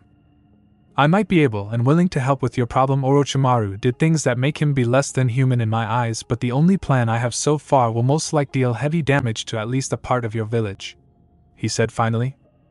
What is your plan, Naruto-san? One of the elders asked. First of all, how many of you can do solid clones that can, say, last for a couple of hours, and can operate when they are quite afar from their creator? 16 Fuma answered yes. That's not good, as we need roughly the same amount of the clones as the population of the village. Anyway, I have some skills in Fuin Jutsu and given several hours, can modify explosive tags with leeches that will prevent the explosion of an activated tag for as long as it has chakra to drain from. In other words, you will leave the clones with these tags in the village to impersonate you. Orochimaru's minions capture the clones. You dispel the clones and previously activated tags explode, hopefully taking out a lot of enemies. The elders started conversing among themselves. Finally, the most wise of them spoke their decision. Your plan, while having a lot of uncertainties, is rather sound and acceptable. Fuma clan has another village, hidden much better than this one, and no outsider knows its location. While it would be sad to have this village damaged, if that is the price of our freedom, we will pay it, the man said. Do what you need to prepare your plan, Naruto-san. Let's try this one. Naruto muttered under his breath a little tiredly. Even with no need to sleep, thanks to Akasha, his mind could take only so much, and 7 hours of experimenting with seals was taking its toll on him. He activated the array, but kept sending chakra into it. He was sending chakra into it for the whole minute, and nothing happened so far. But as soon as he cut the flow of chakra into the array, the weakened explosive array finally activated, destroying the paper tag and leaving scorched marks on the makeshift table the Kyuubi Jinchuriki was using. Success, he said with a tired happiness. His body didn't need rest, but his mind. Still, with the leech array done, he needed to do a lot of tags for the plan. So sighing tiredly, Naruto started drawing a full-power explosive tags with added leech array. 5 hours later, the red-eyed blonde was mentally exhausted like never before, and with severely depleted chakra reserves from creating 200 of the high-power explosive tags didn't help his case at all. Still, he completed his part of the plan. The rest was for Fuma to do themselves. The Kyuubi Jinchuriki was woken up at about 5 in the evening by a small group of Fuma clansmen, that included Hanzaki, Erasure, Sasami, and one of the elders of the clan. Good evening, Naruto greeted. He was much better now, even if his head was still swimming a bit. Naruto-san, the man with gray sleeky hair, Erasure said. One of our clan's patrols spotted Orochimaru's attack group approaching the village. They should be here in a couple of hours. The red-eyed blonde nodded. The tags are ready, he said, while gesturing at a large pack of modified explosive tags he did this night and morning. I take it that you are calling the evacuation of the village? he asked the elderly man nodded. You are correct, Naruto-san. The reason we are here, though, is, considering how much you did to our clan, we decided then it would be acceptable to take you to our hidden village. Of course, since you are the outsider, we can't have you knowing its location, so the compromise is this: either we part our ways here, or we take you to the clan's hideout, blindfolded for the duration of the travel. Naruto was torn. His ninja instincts were telling him to take the first option, as otherwise there was a great chance of being stabbed in the back. On the other hand, he was currently too valuable for them to do so, as a large portion of the clan owed him for their freedom. Plus, he still needed a place with a solid roof and good food to go over what he stole from Orochimaru's base. In the end, the young Jinchuriki decided to do a stupid thing and try traveling to the hidden village of the Fuma clan. I'm still in need of a place to stay, so I will travel with your clan. I accept being blindfolded for the time, but should one of you touch my weapons, I will reclassify you as my enemies. Even if this was mostly an empty threat, Naruto currently was weaker than 70% of the clan members. They didn't know it, and judged his strength by his going through Orochimaru's base. Is that acceptable, Elder-sama? The man nodded. Now, let's prepare a trap for the snake then, the red-eyed blonde said, picking up the stack of the explosive tags. The caravan of carts pulled by bulls stopped in the forest on the hill just about 3 miles from Fuma clan's village. From where they were, they could observe the village without being seen.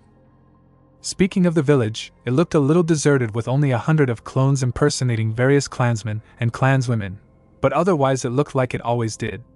Almost perfect trap for Orochimaru's minions. Arisher Fuma, who was in charge of this operation, observed the village, waiting for the enemy to appear. He didn't have to wait for them for long, as barely 15 minutes after the caravan stopped in the forest, about 50 of the snake's ninja attacked the village from 3 sides, quickly pushing all of the clones to the central square. When the clones were all on the square, the snake Sannin himself walked into the village. He approached the clones and said something to the one that impersonated Elder Marasamo. The said clone spit at Orochimaru's face, and the Sannin tried to punch the offender. Cancel the clones, Arisher yelled to the other Fuma. Moment later, all of the 16 clone creators had cancelled their jutsus. A second later, a large explosion occurred in the village.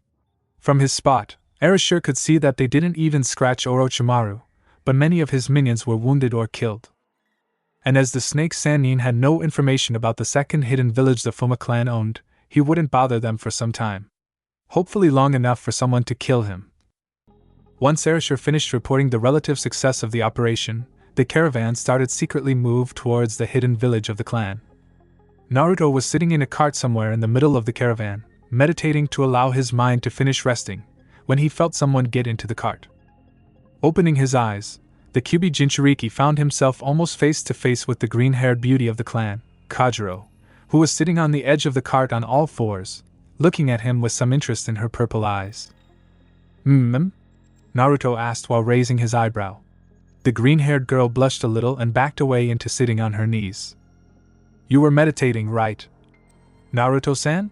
He sighed. Indeed. It helps to rest my body and mind while still on guard. Do not get this wrong, I believe you, but the life had dealt me many hard blows and I prefer to always be ready for another one. She nodded. And call me just Naruto. Honorifics make me feel old. Kajiro blushed a little more. Anyway, I take it that you are here to help maintaining the secret of your village's location, right? Yes, Kajiro said with a nod. Proceed then. But remember, should my trust in your clan be betrayed? He left the threat unfinished, mostly because he couldn't back it up with force, not that the clan knew about it. Oh, and don't touch my sword. Akasha-sen will protect herself should anyone but me try to wield her. The green-haired beauty nodded, and took a thick black wrap from a pocket of her pants. She moved behind him and carefully, not to touch Akasha, wrapped the wrap over his eyes, making sure that he will be blindfolded by this. But once she was done, she didn't leave the cart right away as he thought she would. You want something else, Kajiro-san? Even if couldn't see her, he was sure she blushed. At being caught or what, he wasn't Sue though. Why yes, Naruto-s. Naruto. Kajiro was stuttering? So far she seemed to be very sure of what she was doing, so he found it to be strange. IW wanted to thank you for doing so much for my clan An. There was a moment of silence, before Naruto felt something soft and warm touch his left cheek for a couple of seconds. She kissed him. He felt himself blushing madly and, though he couldn't confirm it, he felt that Kajiro was as well. Comments from the Kyuubi and slight teasing from Akasha, who was seeing her wielder as both her master and as adoptive son of some sort, didn't help the red-eyed boy by the slightest. Naruto ended up spending a total of 7 months with the Fuma clan instead of just 2 weeks. But they didn't complain about it, for he did a lot to help them get away from Orochimaru. The Kyuubi Jinchuriki himself learned all of the jutsu he stole from the snake Sannin, starting with the Kage Bunshin.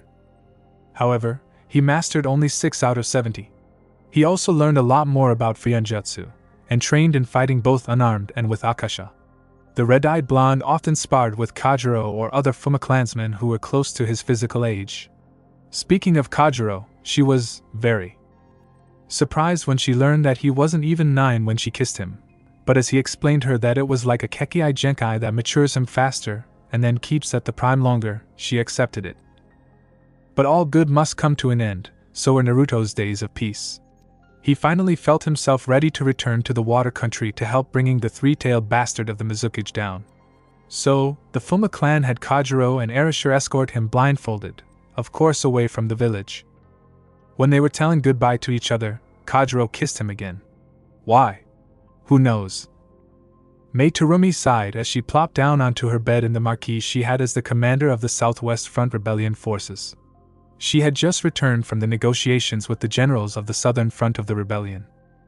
Both sides knew that it would be advantageous for both of them to unite fronts, but when it came down to choosing the commander of the United Front, Mei wasn't opposed to losing the highest commander's position, but she wasn't going to let the other commanders have complete control over her forces.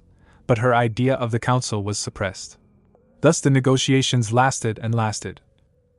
Of course, there also was the Western Front of the Rebellion, but they didn't have a central command at all. They're just a group of bloodline clans that fought the Mizukage's forces and sometimes, even each other. So, trying to negotiate with them was even worse than with the power-hungry generals of the South. Still, something needed to be done as the war was dragging for too long in her opinion, draining the reserves, both human and material, of both sides. Should the war continue for another 3 years, there was a good chance that the Hidden Mist would lose the status of a great hidden village. Or even would be destroyed by the side that would not like the leader. That was not an option in this war. For who knows what time, Mei thought about what would be different in this war had her blood family or her adoptive little brother lived. A team of 4 ninjas was walking through the forest of the Northern Fire Country, heading back home from their mission in the Claw Country. In the front of the group there was walking a red-haired boy, just 9 years old. He had teal emotionless eyes with large black rings around them, red kanji for love on the left side of his forehead, and a large gourd on his back. He was dressed in black pants and a gray t-shirt. Several meters behind him the 3 remaining members of his team, including his Jounin sensei, were walking. The said Jounin was really tall and wore standard Suna Jounin uniform, along with a white cloth hiding the left side of his face. Next to him there was a blonde girl of 12, almost 13 years old. She had her hair made in 4 ponytails. She was dressed in white battle kimono and had small battle fans strapped to her back. And the last member of this team was a boy, barely 12, dressed in a black clothes that left only his hands, feet and war painted face visible. He had something in bandages on his back. Damn.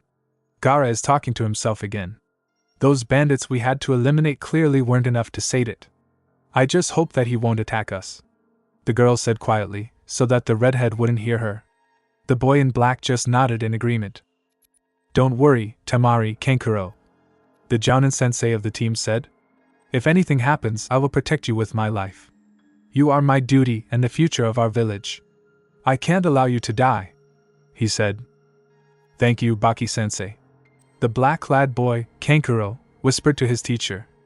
They then fell silent and continued walking, until, suddenly, a male of about 14 years old, judging by his height, in a black cloak with hood shadowing his face and a blood-red sword in a sheath in his back appeared from behind the turn of the road. Gaara observed the man for a couple of seconds, while his teammates stopped at a good distance behind him, hoping not to be caught by whatever will happen. You are strong. You will prove my existence, the red-haired boy finally stated in an emotionless voice, making the cloaked teen stiffen a bit. Then Gaara sent a wave of the sand towards the mysterious man, quickly capturing him into the sand coffin. Sabaka so. Baki, Temari and Kankuro prepared themselves for the gore Gaara's method of proving his existence created, so they were very surprised when instead of it, there was a powerful explosion. Moment later, the cloaked teen, completely unharmed, appeared back on the road, several meters behind where he was killed. Sorry, but I have no intentions to die today, the cloaked teen stated. This only made Gaara send another wave of sand towards him. The cloaked teen brought his hands together and did several hand seals, but the sleeves of the cloak prevented everyone from seeing what exactly those hand seals were. Futon, Kyatsu no Heki. For a moment he became encompassed by an almost transparent wall of air, which prevented Gaara's sand form reaching him. Then he did a couple more of hand seals and thrust his right hand forward. Futon, Sho, a projectile of compressed air flew towards Gaara and broke through his sand shield, though losing most of its power, and hit the red-haired boy himself, forcing him to do a couple of steps back. The trio of Gaara's teammates stared in shock as the complete stranger did this to Gaara. No one had ever managed to touch Gaara before. You. It hit me. You are strong. Here, mother, I will give you sweet blood now. You are a worthy kill. The redhead roared, sending more sand towards the stranger, who used Kawarimi with a rock to dodge the attack and appear between Gaara and most of his sand. Emotionally unbalanced, at least partially insane, has signs of insomnia, controls sand. The stranger stated, observing Gaara. Are you the Jinchuriki of the Ichibi no Shikaku? Shocked expressions of the redhead's companions was all the answer he needed. He removed the sword from its sheath and pointed it at Gaara while doing a short sequence of hand seals with his free hand. Futon, Shinku Taijyoku, a much more powerful wind bullet sped towards Gaara, easily passing through his sand shield and slamming into the sand armor, creating a large hole in it, near Gaara's stomach. While the wind bullet was flying, the cloaked teen already sheathed his sword and was doing another sequence of hand seals. Finishing it, he outstretched his right hand to the side and purple flames with kanji in them appeared around his fingers. The moment the wind bullet hit Gaara, making him start falling backwards, the cloaked teen dashed towards him, before thrusting the hand with flames into Redhead's gut. Gogya Fuin, Gaara screamed in pain, before collapsing on the ground, somehow still conscious. You defeated me. Why are you so strong? The stranger looked at the fallen Jinchuriki for a couple of seconds before answering. You fight for yourself. I fight for the others. Even if they are already dead. My strength comes from the need to protect, even if I protect the memory. Gaara looked back at the cloaked teen. I have no one but myself to fight for. Then find someone. Gaara sighed and fell unconscious, finally succumbing to the effects of the Gogya Fuin. With that, the stranger started walking. His seal is either entirely wrong or just too weak to keep Ichibi at bay. I blocked the Yoki flow into his system with the 5 elements seal, but this is only a temporary solution. Try replacing the original seal with the 4-image seal or the iron armor seal. Who are you? How do you know so much about the seals? Both Baki and Temari asked the stranger, but he didn't answer. Though, when he walked past the girl, she saw his eyes. Red and slitted. Naruto sighed and shook his head as he finally stepped onto the ground of the water country. Other than meeting the Ichibi Jinchuriki and a failed attack of pirate wannabes, they couldn't even reach the ship before his wind jutsu destroyed their boat. His travel to the land of water was eventless. The Kyubi Jinchuriki decided that he will join the rebellion, as he was sure that alone he stood no chance against the Mizukage and his forces, but before that, he decided to visit the ruins of the village where his late adoptive family lived. Sighing again, the red-eyed blonde started walking away from the port. Naruto's skills. Lowest, E much less than D much less than C much less than B much less than A much less than S much less than X highest. Ninjutsu A. Genjutsu D, E without Akasha Chisen Blade. Taijutsu C. Kenjutsu B+. Fuyonjutsu B+. Ninja Tools B+. Physical Strength A. Speed B+. Chakra Reserves S. Chakra Control C. Stealth B. Infiltration Skills B. Detection Skills B. Intelligence B+. Naruto currently is at the Jounin level of strength. He managed to reach it in just under 7 months, thanks to the shadow clones. 6 full months of ninjutsu fuyutsu training with 60 shadow clones is equal to 30 years of training alone. Naruto specializes in kenjutsu and wind ninjutsu, and a bit in fuyunjutsu. Outside of the shadow clones, he also knows Bunshin Daibakahajutsu and currently works on creating wind element version of the shadow clone. Naruto's chakra control went down slightly, because of how his chakra reserves grew. Same happened to his stealth and infiltration skills. Still, he remains very good at the last two. Read this before accusing me of writing Super Naruto. While Naruto is far too strong and knowledgeable for his 9.5 years old, he is physically 14 and has more than 30 years of ninjutsu fuyutsu training, shadow clones, under his belt, plus don't forget his enormous chakra reserves. So defeating 9 years old Gaara, especially since the redhead hadn't used even his partial transformation, isn't that hard, actually. Had Gaara transformed into 120 feet tall demon Tanuki, Naruto would be crushed in a matter of seconds. All he needed to do was make a hole in Gaara's defenses and place the Gogia Fuin. I suppose the seal isn't well known in Suna, on Gaara before his defenses recover. And I, personally, think that high B-rank level, actual rank of that jutsu is unknown. I judge its power by the effects it had in manga, maybe enough to tear through sand shield and crack sand armor. Chapter 6, Rebellion. It took Naruto several weeks to find the ruins of the village he called his home. It seemed that in years since he ran away nothing changed there, not much anyway. Only tall grasses now were growing among the burnt ruins of the houses. In Blonde's mind, the people of the village deserved some kind of a memorial for what they did for him. Akasha, being as helpful as she always was, provided him with a design. Of course, it was nothing like the architecture of the elemental nations, but it definitely was good.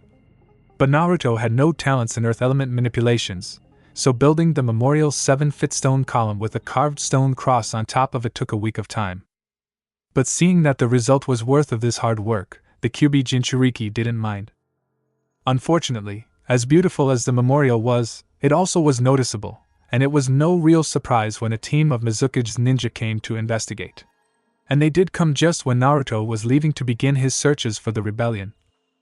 This was the village of non-humans. Anyone who is not a ninja of Mizukage-sama found there is to be treated as one of them and be eliminated. A large man with a spear, Naruto recognized him as the one who tried to kill him 3 years ago, spoke. Show no resistance, and your death will not be too painful, monster. In response, the Kyuubi Jinchuriki just drew Akasha, even if he was facing 8 opponents, all of them at least Chunin. He will not die before the 3-tailed bastard has paid for his crimes. I see. Kill the monster. The man ordered, much to the delight of his teams. Slowly and painfully, like it deserves. The Mist Ninja tried to take him down with a rain of kunai and shuriken, but the Kyuubi Jinchuriki shunshin it away, reappearing above them. Futon, Shinku Taijioku, the red-eyed blonde blew a powerful bullet of concussive wind. And even if all of them escaped the direct hit from the attack, they still got hit with a shock wave. Not giving them any chance to recover, Naruto swung Akasha, sending a pale blade of wind, the Kaze no Yeba technique, into the biggest group of his opponents.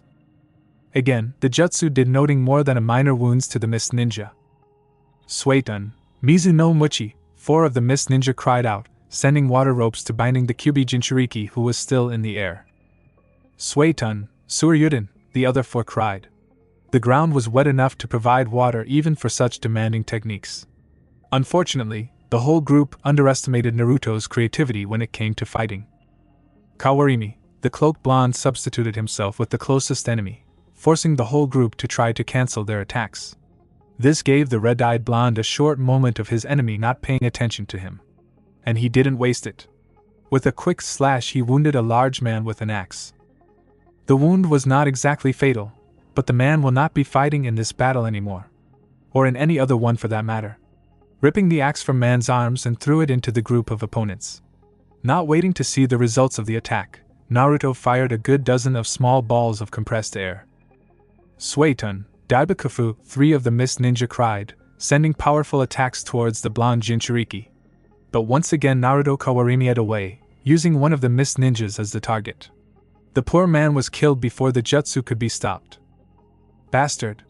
The spear-wielding Jounin shouted, unleashing a water dragon towards the Kyuubi Jinchuriki. Futon, Shinkigyoku, wind projectile tore through the dragon, and the mist ninja was forced to dodge it. Futon, Sho, 2 wind projectiles hit the muddy ground around Naruto, raising dirty water into the air and obscuring his actions from his opponents. Surino Jutsu, 4 of the 6 remaining mist ninjas shouted as they used water to capture whatever was inside. And when the water settled down and cleared a bit, there indeed was Naruto captured inside. Now you shall die, monster. Slowly drowning in this water. You will die like all. The spear-wielding Jounin started to rant, but a voice from behind stopped him. I'm afraid you captured something wrong. Something like Bunshin Daibakufu, Naruto said, tossing a scroll into the air. At the same time his clone in the water prison exploded, throwing the 4 that held it backwards. Moments later the scroll in the air went off, releasing a rain of kunai, each with the explosive tag attached. The Kyuubi Jinchuriki made a hand seal, and the tags exploded, creating the whole field of fire and killing 3 more mist ninja. Not giving his remaining opponents a chance to recover, Naruto fired 2 successive wind blades of the Futon, Shinkawajutsu to kill another 2 ninja, leaving the spear-wielding man alone. Now we shall talk. He hissed, slowly walking towards the man, the hood hiding his face in the shadow. I have nothing to talk about with you, monster, the man shouted, while doing hand seals. Raiten, Jubashiri. In response, Naruto just did a single hand seal, making the winds cancel lightning attack. Growling, the man started to do hand seals for the water dragon, but Kyukatsuki Ryuka, the Kyuubi Jinchuriki said, holding Akasha Chisen in his right hand. The man found himself momentarily paralyzed. And while he could not move, Naruto threw 2 kunai, cutting his shoulders and rendering his arms useless. I said we shall talk? Naruto hissed. I remember you. 3 years ago you were in the group that attacked this very village. You killed the only people I could call family. You called me a monster. You were right. I am one, a monster of your own creation. With these words, the Kyuubi Jinchuriki removed his hood, showing his face and specifically, his eyes to the now frightened man. Why you? I killed you! The man shouted. Unfortunately for you, as you can see, I am pretty much alive. And I intend to stay alive for long enough to see the 3-tailed bastard die. Preferably by my sword. As for you, your life ends now. And the Kyuubi Jinchuriki cut the man in 2. Ao and his group of ninja were returning to the Kurwajurin fort, one of the 3 main rebellion bases. They had met no Mizuki's ninjas on their way, but still kept on guard. So the moment they saw a hooded figure leaning against the outer wall of the fort next to the gates, they immediately went into the battle mode and attacked. The stranger avoided swords by jumping up the wall. Hey, he said, rather calmly, considering the situation. I'm not here to be your enemy. Ao sighed and commanded his men to stand down. Very well, we will listen to what you have to say, the Byakugan wielder said, looking at the cloaked stranger. Uzumaki, I'm Uzumaki. Ao's visible left eye widened a bit, showing that he recognized the surname.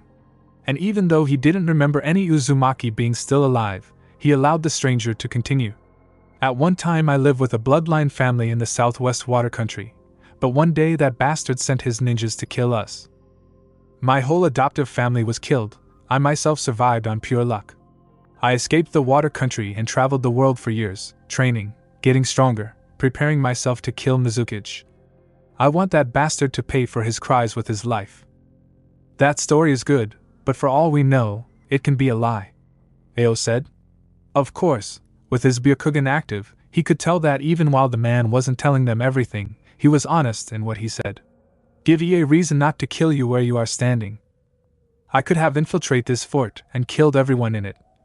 There are people living there. My senses can tell as much. But I just stood there, waiting for you or any other rebellion group to arrive. But I know that this is not enough of a reason, so how about this? The stranger took a scroll out of his pocket and unsealed its contents. 8 heads with Kiri Hideatesh. Ao nodded to himself. Mizuki was a bastard, but even he would not sacrifice his purging squad just in an attempt to get a spy into the ranks of the rebellion. The bastard preferred attacking them head-on. Okay. Ao stretched out. And if you want to join the rebellion, what can you give us? I defeated these 8 on my own. I believe my battle strength can be something to help bringing the 3-tailed bastard down. Ao's companions shivered involuntarily at the thought of fighting someone this strong, but all of them were confused when Uzumaki mentioned Sanbai. Seeing this, the cloaked man decided to elaborate. Yonde Mizukage Yagura is the Jinchuriki of the three-tailed turtle demon. Ao nodded. Very well. I shall allow you to join the rebellion, he said. But for now you are on probation. One step out of the line, and you are dead. Is this clear? The Uzumaki man nodded and jumped down onto the ground. While he was in the midair though, Ao saw his eyes. Red and slitted. This man definitely wasn't working for Mizukage, for the bastard would kill anyone who possessed something that didn't belong to the normal human. Even if this something was transplanted.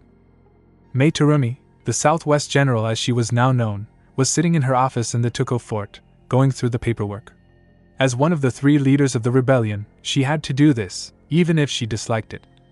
But she got an unexpected break from the terror of the paperwork in the form of a messenger raven from Ao. The bird brought his usual report about the missions and recruits. But this time one thing caught her attention: the information about the status of the Mizukage. The fact that the bastard was a Jinchuriki would make killing him much more difficult. But it was better learning this fact now than on the battlefield. So Mei decided to shift her inspection routine and visit the Kuryo Jurin fort as soon as possible to thank the one who brought this information in person.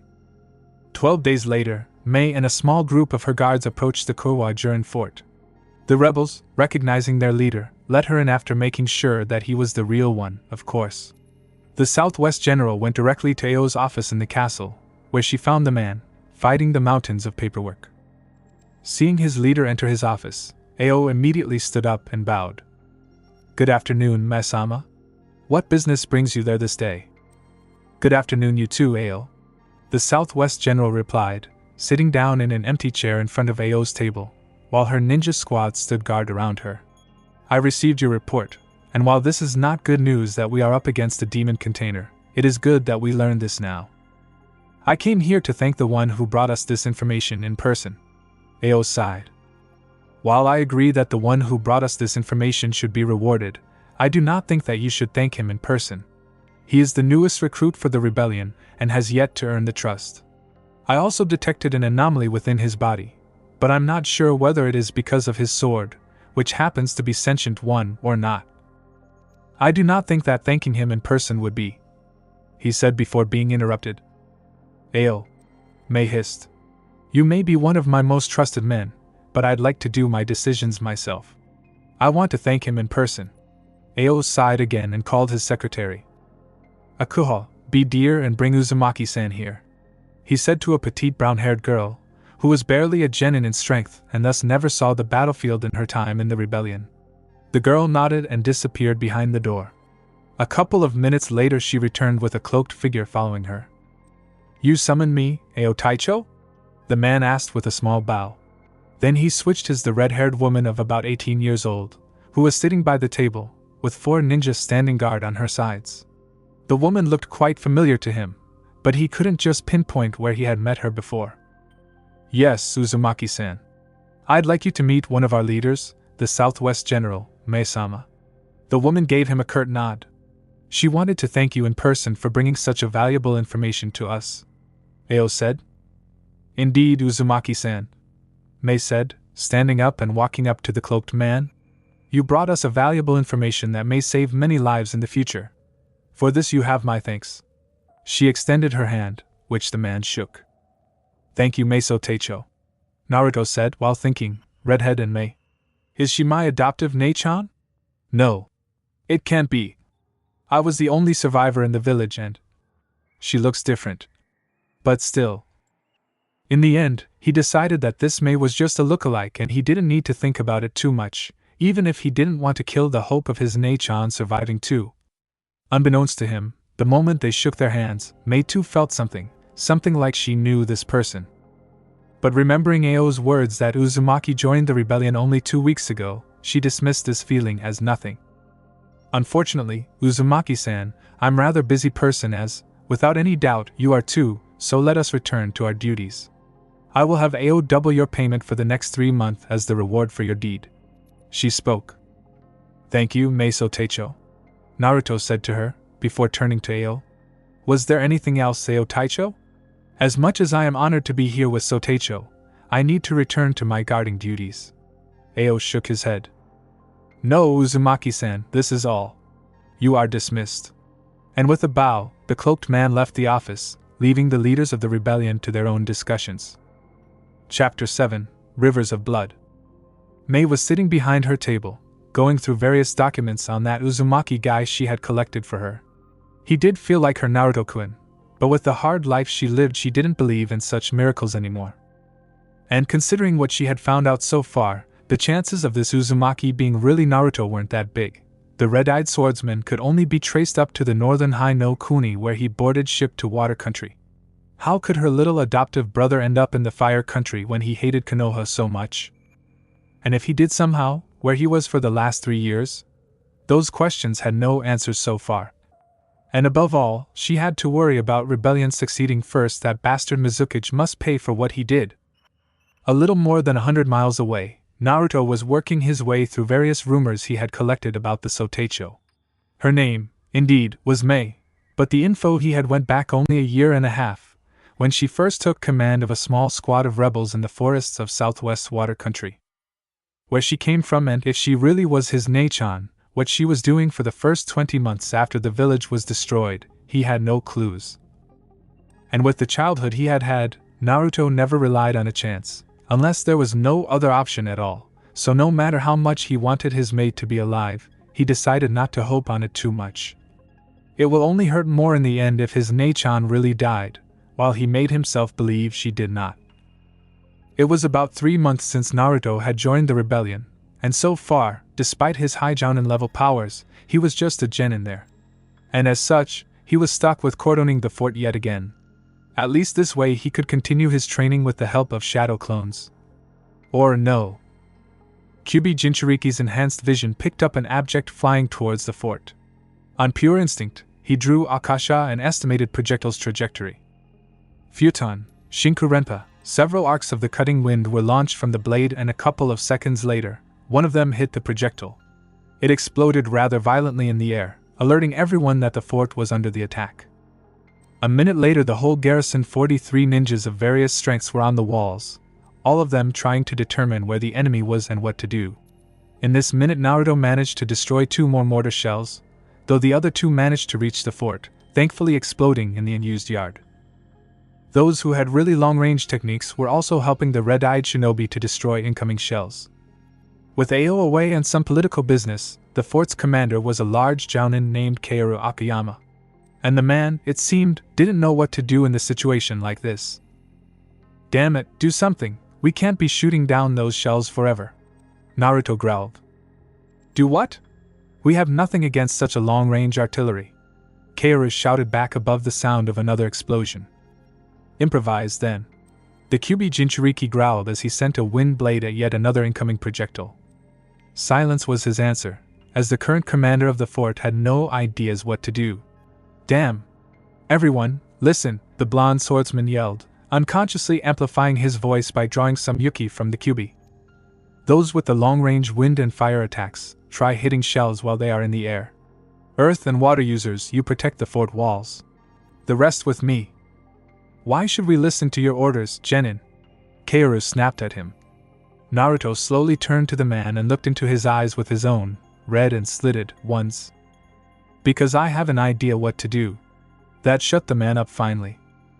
5 minutes later, Naruto, temporarily raised into the position of squad commander by his fellow rebels, was leading a group of 14 ninjas into the forest, behind which the Mizuki's mortar team should have been situated.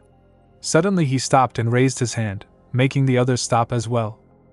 There is an enemy outpost behind that tree line, the red-eyed swordsman said, pointing to where he had spotted the Mizuki's ninja in the entrenchment. Prepare explosive tags, we're gonna blow them up. He added, at the same time creating several explosive shadow clones and hinging them into the squad members. Then he drew several kunai with explosive tags attached to them. Fire! At his command the whole strike team threw the paper bombs towards the trench. Moment later there was a mass of explosions, followed by the weak moans of pain from those who survived. Hide! Naruto ordered then, sensing a group of ninja approaching their position, to find the reason for the explosions, most likely. Second later, Only 10 clones were standing in the small clearing. "And what do we have here?" asked the leader of the Jounin cell that appeared from behind the destroyed entrenchment. "Capture these non-humans. I want to personally torture those who stand in our way to peace." Before his squad mates could do anything, Naruto sent his clones a mental command to execute the plan, and they rushed towards the Mizukage shinobi. "Look, they are even attacking like some stupid beast," sneered the man. As soon as the clones were close enough, they self-destructed, turning the clearing into one big fireball.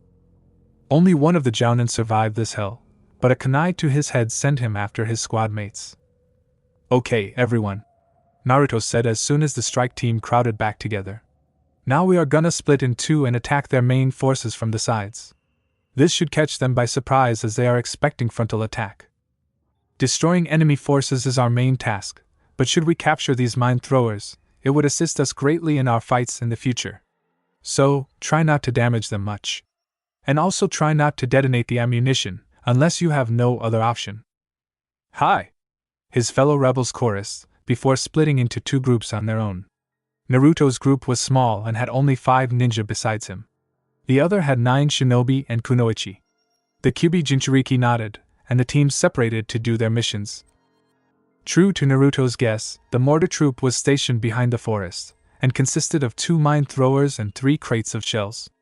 All was guarded by a ninja squadron.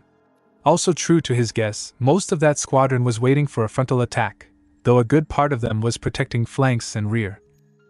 "Shall we show them our power, Akashasho?" Naruto asked in his mind as he got ready to draw his crimson sword with his right hand, while a kunai with a flash tag appeared in his left one. "Very well, Naruto-sama," the vampiress replied, making sure to purr his name. There was no denying it. Slowly but surely this blonde man was worming his way into her heart, in a truly manly way. "An icon hey Rengu," they said simultaneously. With this technique, Akasha had her spirit temporary move from the sword into Naruto's body, drastically increasing their battle effectiveness. Of course, this union had a great downside of 2 souls controlling one body, so it took them more than a year to learn to sync their controls to be able to fight in this mode effectively. "We attack in 10 seconds. Be ready," the blonde swordsman, whose eyes were now glowing blood red a little, told his teammates, while throwing the kunai into the air above enemy's position. As soon as the tag went off, temporarily blinding some of the Mizukage's ninjas, the rebels launched their attack. Naruto and his 5 teammates charged into the mass of disoriented mist ninjas, dispatching them rather easily. But this lasted only a couple of seconds. Then the Kiri shinobi came to their senses and launched counterattacks. Still, with half of their numbers already down, the Mizukage's forces were hard-pressed to quickly change the situation back into their favor. Naruto was fighting 2 Chunin and was winning when Akasha warned him about a new powerful opponent that was going to attack them. Seeing it as a sure sign of incoming danger, the red-eyed blonde jumped to the side. Moment later, both of his current opponents jumped away as an arc of crimson energy sailed through the place where he was moment before. Naruto looked to where the attack came from and saw an about 6 feet tall man who seemed to be in his early 50s. The man was wearing blue ANBU-style clothes with a dark red cape over them. He had short brown hair and long graying mustaches. In his hands there was big sword that looked like an enlarged katana, with red kanji written along the blade. "And you are?" Aoba Sirin, the eldest member of the 7 swordsmen and the 5th seat among them, the red-eyed blonde said, while inwardly cursing himself for the bad luck of running into such powerful opponent. "You know about me, young swordsman?" Aoba asked almost lazily. "But you have me at loss there as I don't know your name." The Kyuubi Jinchuriki shrugged, while assuming defensive position. "My name is irrelevant." It was Aoba's turn to shrug. "Very well. Akaton." The man did a horizontal slash, and an arc of crimson energy flew from the sword towards Naruto. Akasha, who right now controlled her wielder's lower body, moved them out the attack's path, while the Kyuubi Jinchuriki sent Futon, Shinkugyoka back at Aoba, followed closely by several low-level wind blades. Of course, Aoba wasn't one of the 7 swordsmen of the Hidden Mist for nothing, and easily escaped all those attacks. The red-eyed blonde saw his opponent disappear from his position, replaced by a random pebble, and instantly knew that he could be attacked from any direction any second now. This time his own battle-honed reflexes were the first one to sense the danger, and following them, Naruto raised his sword to block the attack from the right. Moment later, the two swords clanged against each other. Even without turning his head, Naruto could sense his opponent's surprise at the way he had blocked the attack. Using this to his advantage, the red-eyed blonde twirled inside man's guard and kneed him on his stomach, sending him flying backwards. Futon, Kaze no Yaiba, Naruto sent a wind blade after the man. Of course, Aoba just kawarimied away. Suddenly the blonde's senses alerted him about an attack from behind. He tried to dodge it, but the swordsman was very fast and caught Naruto before he got out of the attack's way, managing to cut Jinchuriki's left arm. Naruto then substituted himself with a branch of some tree that lay on the ground good 20 meters away, created a single wind clone. He had finished the jutsu just a couple of weeks ago, and had it kawarima back. He did it so fast that his opponent, even if he saw the whole thing, couldn't stop his attack at time not to cut the clone. The clone exploded into wind blades that Aoba somehow managed to avoid. "You are quite good," the swordsman of the mist commented, as he readied himself for the next attack he was going to use. Akami no Kiri, multiple red arcs of energy raced from Aoba's blade towards Naruto. The red-eyed blonde kawarimied himself with a mist ninja that tried to sneak upon him. Poor man was reduced to pieces of meat as the attack landed on him, but Naruto himself didn't get away unscathed. He now had 2 bleeding wounds on his legs. "Damn!" the Kyuubi Jinchuriki hissed. Unfortunately for him, the swordsman continued his attack, forcing Naruto on defensive, as powerful strikes rained on him. Knowing that he needed to change this fast, the blonde rebel drew some Kyuubi's yuki and, multiplying his strength with it, threw Aoba away. Of course, the man recovered from this before he even touched the ground again, and got ready to unleash another powerful attack on his opponent. The Kyuubi Jinchuriki, though, acted faster, and summoned a dozen of Kage Bunshin. Without wasting any time, the clones dashed towards Aoba, changing their directions and switching around all the time.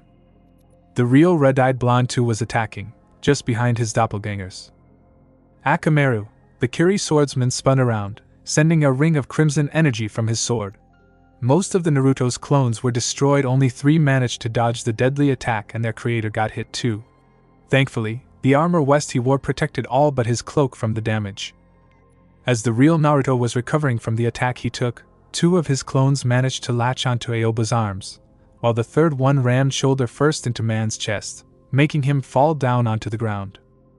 The swordsman of the mist punched the clone on his right arm, making it dispel, before ending the existence of the clone that rammed into him. Gogia Fuin, just as the cloud of smoke from the clone dissipated, the real Kyuubi Jinchuriki rejoined the fight, immediately thrusting his arm into his opponent's gut, placing the seal there. While the 5 elements seal wasn't the best one to seal someone's chakra array, far from it in fact, it was still one of the few that could easily be placed without ink. That, and it caused quite a bit of pain to the recipient, generally knocking him unconscious in a matter of seconds. Seeing the man on the ground unconscious, Naruto sighed a bit tiredly and cancelled the union with Akasha. While the jutsu used about as much chakra as Henja did, it was mentally straining, and keeping it up for a long time was really hard. Taking a deep breath, the red-eyed blonde surveyed the battlefield. The 14 of his comrades had lost 4 and 2 more were seriously wounded, while the Mizuki's forces lost 20. And with one of the 7 out of the fight, the chances were that the rebels will be victorious. "Die, mudblood monster!" a Miss Chunin yelled, sending a rain of shuriken towards Naruto. The red-eyed blonde was caught by surprise and barely avoided being killed by the projectiles. Still, one of the shuriken scratched his right cheek, while 2 cut his arm and 2 more on his leg. He got ready to counterattack, but instead nearly doubled in pain. The shuriken were covered with acid. Ignoring the pain as best as he could, the Kyuubi Jinchuriki avoided another volley of thrown weapons, before charging towards the Chunin that attacked him. The man drew a dagger, preparing to block Akasha, but as Naruto infused his sword with wind chakra, it easily cut through the steel and, just a moment later, man's neck. He stopped for a second to recover. The acidic burns hurt quite bad, but he had no time for pain right now. Futon, Kaze no Yaiba, Mizuki's jounin that was busy fighting against 2 rebels, never saw the wind blade rushing towards him from behind. "Thanks, Uzumaki," dark brown-haired man in his early 30s, Sanrin of the Mori clan, said. Naruto said, dodging a kunai sent at him. "I need someone to cover me while I seal mortars and a crate of shells away. Once that is done, We can blow up the rest of enemies and return back to the fort. Sanran nodded. Ojika Ushiji, help cover up the commander. He shouted, making the Kyubi Jinchuriki sigh. The man more or less had told the enemy that they had some very important plan. But deciding that, should they survive, he'll scold the man later, Naruto went to work. The whole procedure of sealing even such big objects like mortars or ammo crates was relatively fast, taking only about 30 seconds for each object, but still, doing something like this on the battlefield was dangerous to say the least. But the 4 of his comrades were able to protect Naruto while he and his clones were at work. Even if it cost them the life of Ojika. Take the dead and wounded and get ready to get the hell out of here, Naruto shouted as soon as the sealing was complete, while picking up unconscious swordsmen of the mist he had defeated. Making sure that all of his comrades were at the safe distance, the Kyubi Jinchuriki pointed Akasha at one of the 2 remaining ammo crates. Futon, Renkuden, as soon as the jutsu was released, he shunshin it away. A moment later there was a powerful explosion that turned everything within 200 meters into ash. When the attack group returned to the fort, they found out that a part of outer wall was heavily damaged and one of the 2 barracks was completely destroyed, as were the mess and the left wing of the training center. Also, fort defenders lost 7 and had 15 wounded. Still, most of the rebels could agree that it could have been much worse. After the dead ones were buried with honors, the survivors of the attack started repairing the fort. Also, Aobasiran, while really hard to crack, was successfully interrogated. This gave the rebels information about the money caravan that will be sent to Kirigakure the following week, as well as some info on the remaining high-profile ninjas of the Hidden Mist. Since the man was loyal to Mizukage as the title, not Yagura personally, it was decided that he will be kept alive until Ao Taicho would decide his fate. Ao, when he returned 4 days after the attack, it seemed, took the news about what happened well. Though it was sad that 12 of his comrades were dead and 17 more ended in the medical ward, but he was also happy with what the rebellion gained that day, with the long-range artillery, the siege of Kirigakure, that will happen eventually.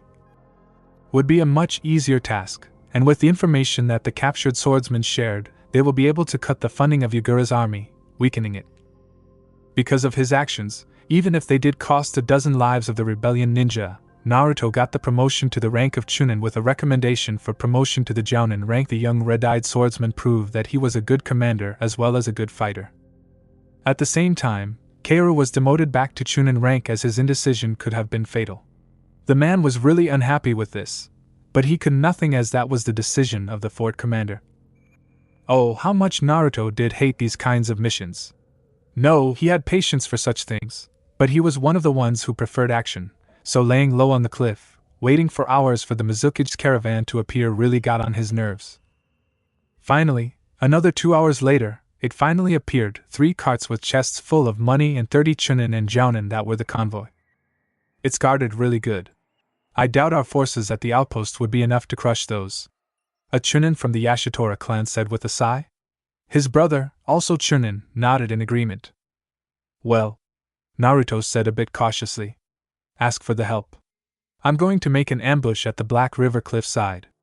I think I can keep them occupied for long enough for our reinforcements to arrive. For some reason, the Kyubi Jinchuriki felt a strong desire to destroy many of the Mizukage shinobi right now. Oh well. The Yashitora brothers nodded and went on with writing a message to the outpost, while the red-eyed shinobi headed into the forest and towards the Black River. Of course, for someone with Naruto's chakra reserves, no matter how good he was at suppressing them, to stay undetected from the group of 30 ninja, who, without question, had a sensor among them, was nigh impossible. But as he was alone, the mist ninja were certain that they wouldn't be attacked yet and were a bit relaxed after all. Who was crazy enough to attack when outnumbered 30-1? Unfortunately for them, Naruto was crazy enough. They found it out when he jumped off the cliff at the Jounin in the center of the group with Akasha drawn. He was so surprised that he just drew his own sword in defense, but thanks to the wind chakra running through Naruto's blade, it was cut into 2. Along with the man. Not giving his enemies any chance to recover, the red-eyed shinobi continued his assault by throwing his sword with ninja wire attached to it, of course at the nearest of his opponents. Seeing that he had no weapon, 2 of the mist ninja tried to attack him from the sides with their swords, but their lives were ended as soon as they were close enough to be reached by the Jinchuriki's wrist blades.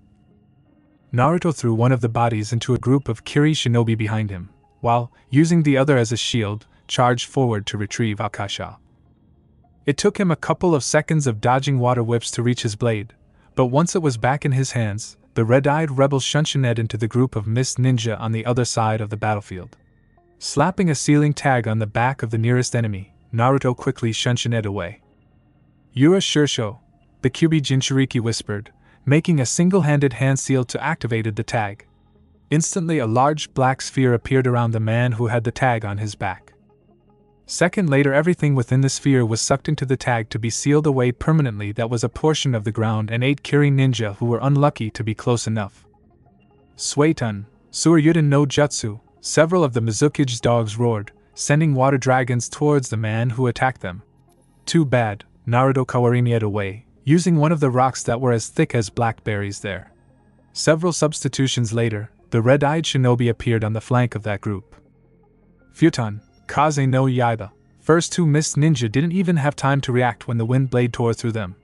The rest, somehow, managed to escape death. Doton, Doriyusu.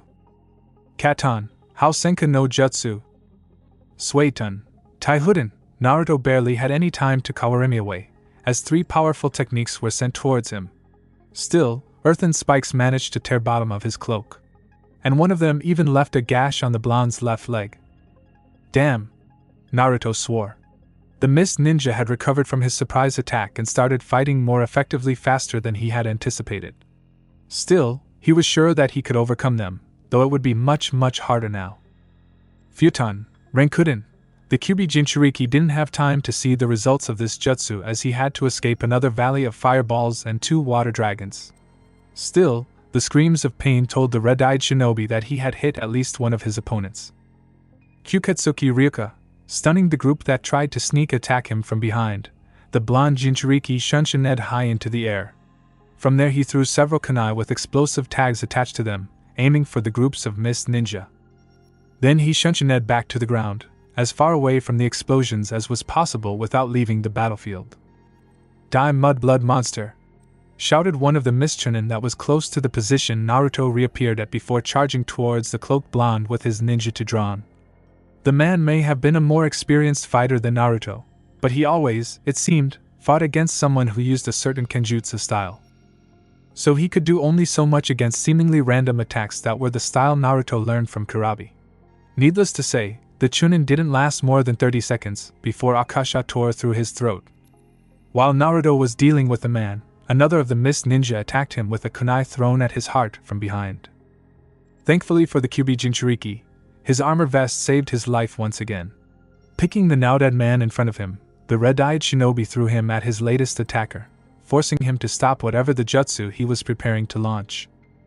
Futon, Shinkurenpa, because of the dead body flying towards him, the man didn't see Naruto's wind blades until it was too late. Naruto sighed tiredly. In this short, but violent, fight, he had already used more than 2/3 of his chakra. And his wound, while not life-threatening, was bleeding badly, preventing from moving effectively at the same time. Still, with only 5 opponents left, it looked like the explosive tags killed more than he had thought. Naruto was positive that he could finish them all. The Kyuubi Jinchuriki was forced to return to reality, as he saw a couple of kunai thrown at him. Only when he had them blocked with Akasha, he saw explosive tags wrapped around the handles. Shit! Even with the sealless Kawaramith, red-eyed shinobi wasn't fast enough to escape the explosion and scathed. His face and hands were burnt, and good part of his cloak was heavily damaged. We got him now! That monster is finally dead, one of the surviving chunin said when the explosion occurred. Are you sure? A pained hissing voice asked him from behind. Turning about as fast as he could, the man saw a wounded and burnt, but alive, Naruto. Then he was decapitated. Using substitution once again, the Kyuubi Jinchuriki escaped another water dragon sent to kill him. Shunshin between 2 mist ninja, the red-eyed rebel quickly killed them with his retractable wrist blades. 1 against 2. I can do this. Naruto reassured himself. He could already feel signs of light chakra exhaustion and blood loss. Damn it, hairless monkey, you are as bloodthirsty as I am. The 9-tailed fox commented from within the seal, complimenting on its container.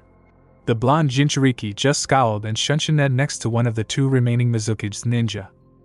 The man was fast enough to try to block Akasha with his own sword, but Naruto once again showed that normal blade was next to useless in blocking wind-enhanced when both the man and his sword were now cut into two. Sighing, the Kyuubi Jinchuriki started slowly walking, limping on his wounded leg, towards the last remaining opponent, a Chunin that was visibly shaking with fear. The man, after witnessing 29 of his comrades killed by this man, didn't even try to defend himself much. Naruto, though, only cut him enough to put out of the fight for good. I need you to pass my message to Mizuki. Tell the three-tailed bastard that his days are counted. With that, the red-eyed rebel turned around and, summoning two shadow clones, went to the carts with money.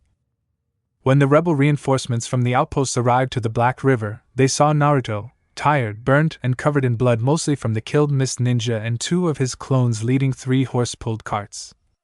As soon as the Kyuubi Jinchuriki saw them, he dispelled the clones and fell unconscious. Roaring Dragon Mortar Mine Thrower. Type: Siege Artillery, Heavy Mine Thrower. Caliber: 155 mm 6.102 inch. Length: 12 calibers 186 cm 72.254 inch. Weight: 3,630 kilograms. Effective radius: 0.64 left-right arrow 5.37 kilometers. Rate of fire: up to 4 shots per minute. Ammunition: shells. Shell types: high explosive. Shell weight: 17 kilograms. Shell length: 421 mm 16.22 inch. The Roaring Dragon Mine Thrower was developed in the Snow Country about 3 years after the end of the Third Great Shinobi War, but only 6 test prototypes were created. Dota decided that the weapon was too expensive and too inaccurate for his tastes. So the created units were sold, ending up in possession of the Yondaime Mizuki Yugura. Later, Yugura decided to test his new toys against the Kurwajurin fort, occupied by rebels, but alas, the mortar team he sent there was destroyed before the data about battle effectiveness of the weapon could be collected. Thanks for watching this video. You really enjoy this video. Like, subscribe, and comment down below, and turn on that bell notification.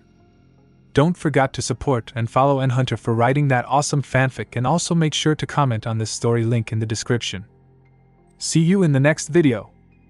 Goodbye.